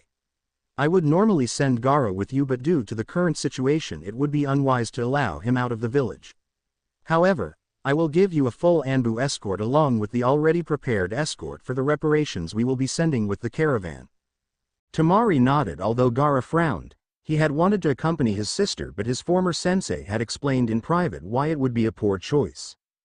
With Suna's weakened state, if it was to be learned he was out of the village, another may take advantage by sending a swift strike force to assault the village itself or their outposts. His presence made them reconsider and buy the village breathing room. Temari had agreed to the precautions, and that was the only reason Gaara was allowing it to take place. Should Konoha accept, I, along with your brothers, will travel to meet you for the treaty signing and to offer our own congratulations, Baki informed her. Since the signing of a new treaty and the acceptance of her marriage would signal to everyone that Konoha would come to their aid, Gaara's presence would not be as necessary to cause their rivals to pause before attacking them. Further, the announcement of Uzumaki's marriage with Temari would only further stop many villages from even considering attacking the weakened Suna. Internally, Baki really couldn't believe how much the emergence of a single bloodline could shift the balance of power in the world. But when you consider how much raw power the Yondaime Hokage had shown, decimating over 400 enemy combatants in seconds, it wasn't surprising really. Should the boy grow up to be that skilled with his bloodline, the entire world would tremble at the might of him and his clan. Yes, it would be much better to side with him than against such potential. Please be prepared to leave day after tomorrow. And thank you again, Temari. Your village will be safe because of your actions. Konoha. 1 week later, Naruto was soaked in sweat as he launched himself through yet another kata his godfather had been teaching him. According to him, it was a style developed by the toads that his father had used in conjunction with his Hiroshin to devastating effect. For the last week he and Jiraiya had gotten into a good routine. They would wake up early, practice his kata and perform resistance training, usually consisting of stretching, interval running, a multitude of strength and conditioning exercises meant to build endurance, reflexes, power, and strength, followed by chakra control exercises and light sparring. They hadn't gone too far into his bloodline ability yet. Jiraiya had wanted to focus on basics and fundamentals, which he claimed were absolutely horrendous. He pointed out that without control and a strong base, his bloodline could be a complete disaster on a battlefield, and even more, he shouldn't rely solely on his bloodline. Jiraiya had related story after story of Uchiha and Hyuga who had died from that very mistake. Following their morning training, the two would head to the Hokage Tower, where they would meet with the Hokage, and Naruto would use his clones as runners throughout the village to relay information and messages between the Hokage and other important command centers. Thankfully, they had managed to get communication lines back up to all areas of the village, so Naruto was going to begin training under Jiraiya full-time, and once Jiraiya was satisfied he'd start performing missions again with teams that needed some extra muscle. Naruto had been none too happy when the Hokage had decided to hold off promotions for several more months to give time, even for those he intended to promote, to season a little more. Naruto had wanted to yell at how unfair it was to the old man, since he and Nara Shikamaru were the two chosen from his year group for promotion based on their performance during the invasion, but after Jiraiya had smacked him into the ground and run through several scenarios where Naruto had gotten his hypothetical team killed multiple times, he finally admitted he needed more training before being put in charge. Of course, it didn't stop him from sulking, much to Jiraiya's amusement. Jiraiya was monitoring his godson's progress and had been rather impressed. He figured the boy would take to his father's modified Toad Sage style, but it was like he was born and built just for it. Shrugging, he was just grateful he hadn't asked about his former teammate. Sure, he still might see that pink-haired girl every now and then, but Jiraiya had been working to keep him as busy as possible with training or studying. The sage sighed to himself as he accepted that eventually he would have to tell Naruto what happened to the Uchiha, but hoped he could keep the fallout from the boy down to a minimum. He definitely did not need Naruto barreling into Enbu HQ trying to rescue his supposed teammate. More surprisingly was the fact that Jiraiya had learned Naruto knew where Enbu HQ was. He was still trying to figure out how that had happened. Just as the Jiraiya called Naruto to a halt and tossed him a water bottle, and Enbu appeared and handed the white-haired man a message requesting both he and Naruto to meet the Hokage as soon as they could following their training. Jiraiya raised an eyebrow at that. That's strange. I thought Sensei didn't need us today for anything. Oh well. Come on, let's grab a shower and get to the tower before he sends some monkeys after us. Naruto's eyes widened at the mention of monkeys. What? He'd actually do that? Jiraiya chuckled. Oh yeah, I was trying to do some extra research this one time before a long-term mission, and next thing I know not only am I running for my life, but I have about a dozen chimps flinging feces at me. Not a good experience, my godson. Always remember, never make the monkeys angry. Naruto nodded slowly since Jiraiya seemed to be 100% serious, and considering the guy didn't mind pissing off Gamabunta on a regular basis, that said a lot. Hokage Tower. Naruto sighed as he was ushered through the door to the Hokage's office before coming to a complete stop and blinking. Hey, you're Gaara's sister, right? Temari, who up to that point had been having a rather pleasant conversation with the old Hokage about rebuilding relations between Konoha and Suna, was slightly miffed at the question. How could the boy she had come to marry not even give her enough thought to remember her name from the tournament held less than a month ago? She began to wonder what kind of moron she had agreed to marry. Glaring at her fellow blonde, she responded, keeping her slight anger out of her voice as best she could. I have a name, Uzumaki-san. It's Temari. And yes, Gaara is my brother, and he sends his greetings to you. Naruto grinned. I'm glad to hear it. I hope he's doing well. I consider him a good friend. That caused Temari to stop for a moment before her mind put the pieces together. Despite her best efforts, Gaara had remained silent on his sudden change in attitude, but now she was beginning to get a very clear picture. Gaara gets beaten by Uzumaki. He comes back to Suna in more control and, in his own way, more caring toward herself and Kankuro. Then he says he agrees to her marrying the Uzumaki. Now Naruto claimed friendship with her formerly unstable and psychotic brother. Her eyes widened slightly. Somehow Naruto had managed to change her brother. He had given her back her baby brother. He feels the same, Uzumaki-san, she told him, no longer sure how to approach the blonde before her.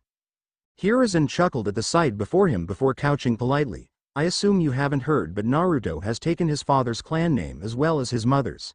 It's actually Uzumaki Namikaze now. Yeah, but just call me Naruto. You're Gaara's sister after all, he told her with a bright smile. So he is the Yondaime Hokage's son, she thought to herself. Thank you. Please call me Temari, she responded.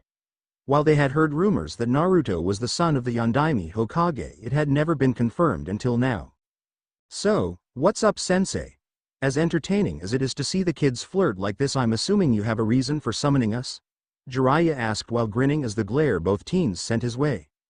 Actually, it was Temari-san who requested your presence, Hiruzen told him. All eyes then turned to the Suna girl, who took a deep breath before reaching into the satchel next to her and removing a document. She passed it to the Hokage, whose eyes widened slightly at the unexpected piece of information. Suna believes that while reparations and apologizes, along with a new treaty, are a wonderful step in the right direction to regain the former trust that we broke with our allies, we need to take a more permanent step in both show our willingness to rebuild our alliance and strengthening it for future generations. As such, and in order to ensure that future stability of the alliance between our villages Sunagakure and the Subaku clan, wish to offer a daughter and promising Kunoichi to Konohagakure. To be more specific, Temari no Subaku, offer myself in marriage contract to Namikaze Uzumaki Naruto, to cement the alliance between our villages. Wah!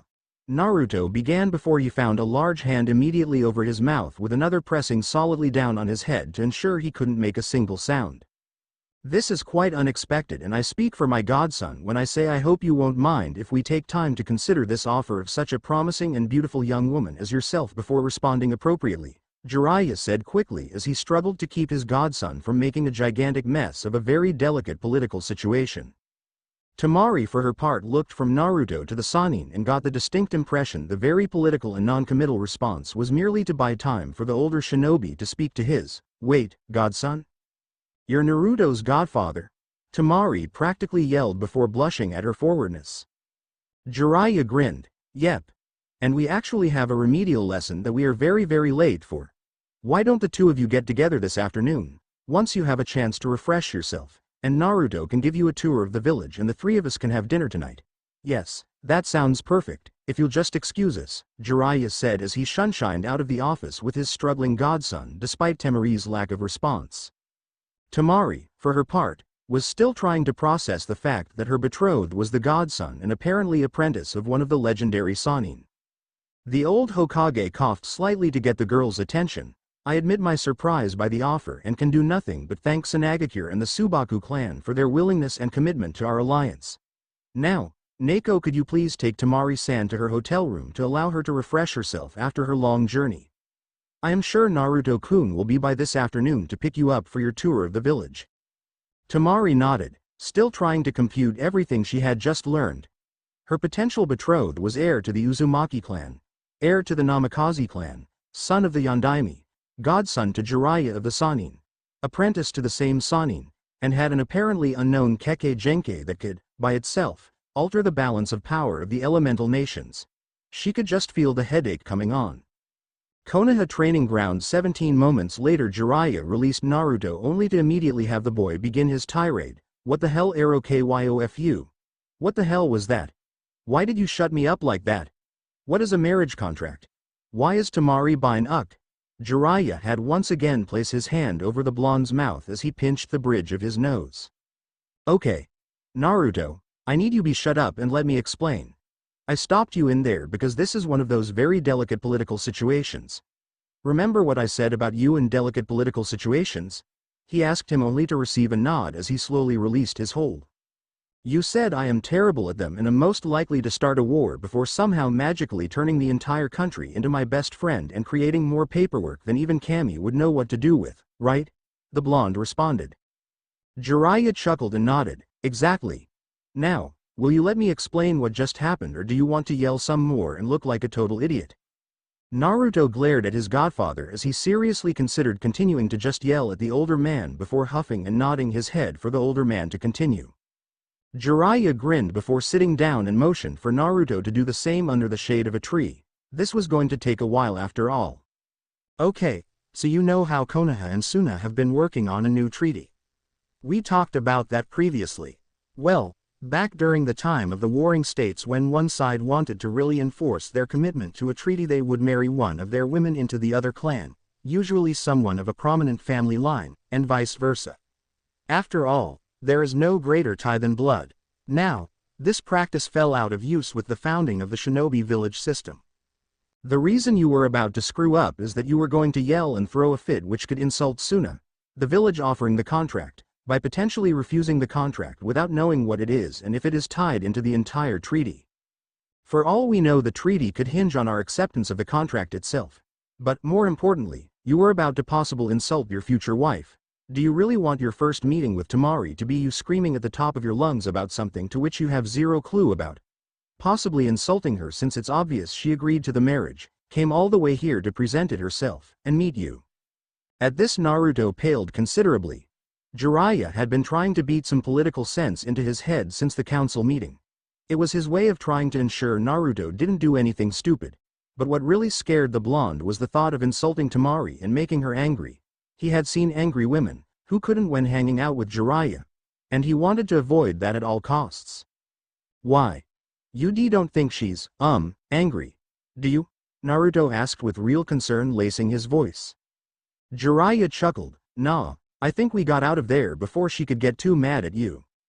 I see you realize why this could be bad if you had screwed it up. Okay, now let's turn this into a lesson.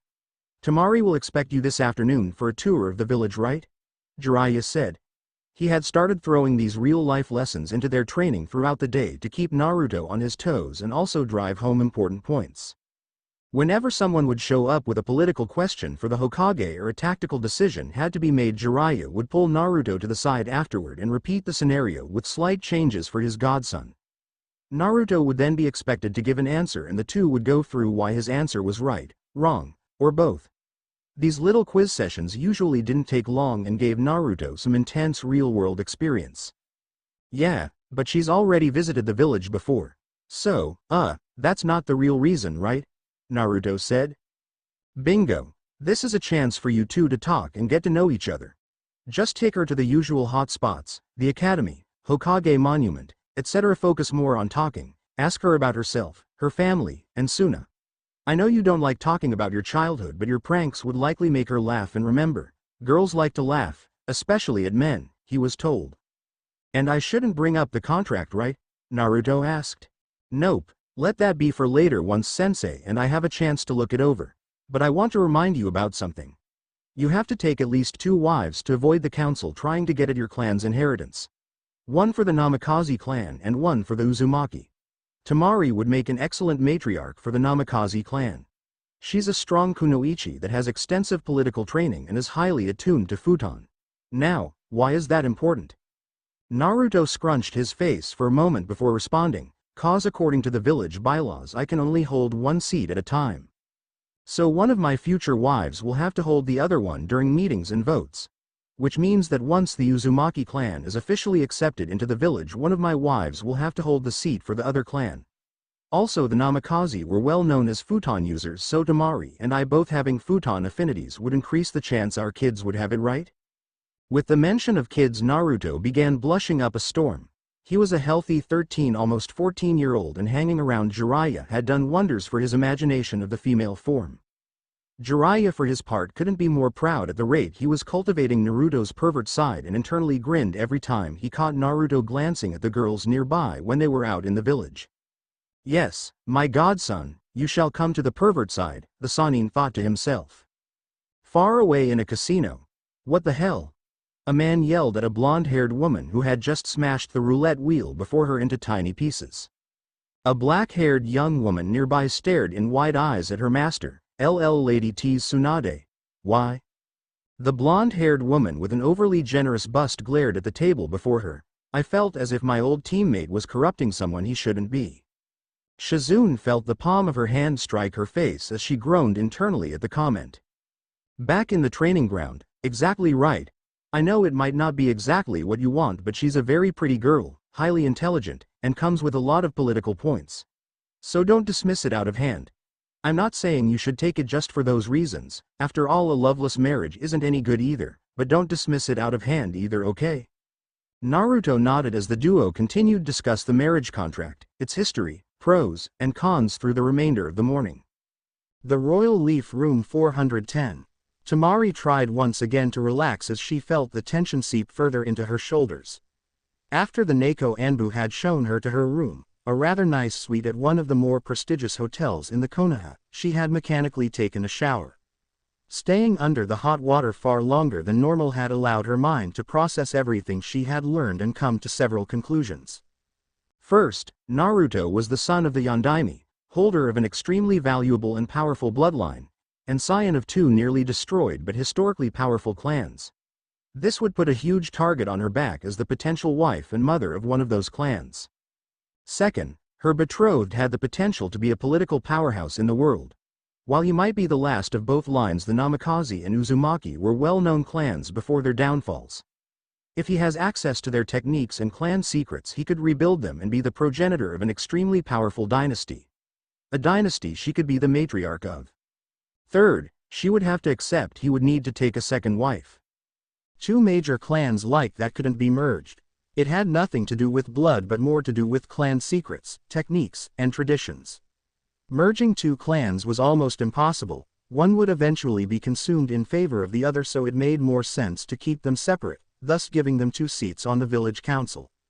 Throw in her own clan from Suna and you had the potential to create another three-way alliance like the Yamanaka, Nara, and Akamiki situation.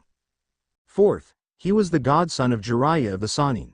That mean he would receive anything his godfather had to give him. That could be money, techniques, summoning contracts, etc., not to mention it offered both her and her potential family a huge level of protection against previous enemies of the nearly destroyed clans. Fifth, Naruto was obviously not trained in politics. She had seen his initial reaction filled with confusion and emotion, not to mention how his godfather had shut him down to stop a potential international incident.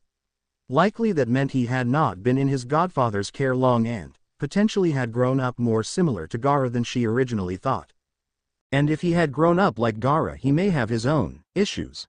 Although his appeared more repressed, and she would have to help him deal with them as time went on. Temari sighed again and she continued brushing her hair.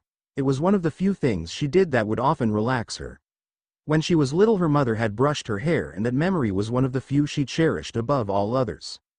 This got much more complicated in a very short time, she muttered to herself. Most of what she had figured out wasn't too big of a problem. After all, she couldn't get out of the contract unless Naruto refused it, and that wasn't likely to happen unless the Hokage and Jiraiya decided it was the best move. Sighing internally, her ears caught the sound of a knock at her door. Placing her brush on the bed she had been sitting on, the blonde Kunoichi moved quietly to the door and opened it. She was slightly surprised to see Naruto before her. She noticed he still wore the same orange and blue jumpsuit he had earlier, something she would be sure to fix as soon as she could. No betrothed or husband of hers would be wearing such a monstrosity. With a quick glance to see it was barely after 1, she had to fight the urge to raise an eyebrow. Sure, it was the afternoon, but she didn't expect him to be quite so early. Hi. I hope it's okay I came a bit early. I wanted to make sure we had plenty of time to see anything you might like, and I hoped we could get to know one another better, Naruto told her as his left hand moved to the back of his head, scratching it nervously. With a raised eye, the girl in front of him responded, "Did you think of that, or did Jiraiya-sama?" she asked bluntly. Naruto blushed slightly. "Both," he responded honestly. "I wanted to get to know you better, you're Gaara's big sister after all.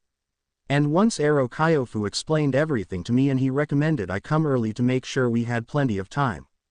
Temari nodded, enjoying the honest response. "Very well, give me a moment to get ready and we can head out." The end. I hope you enjoyed this episode. Remember to subscribe and like this video. See you in the next part.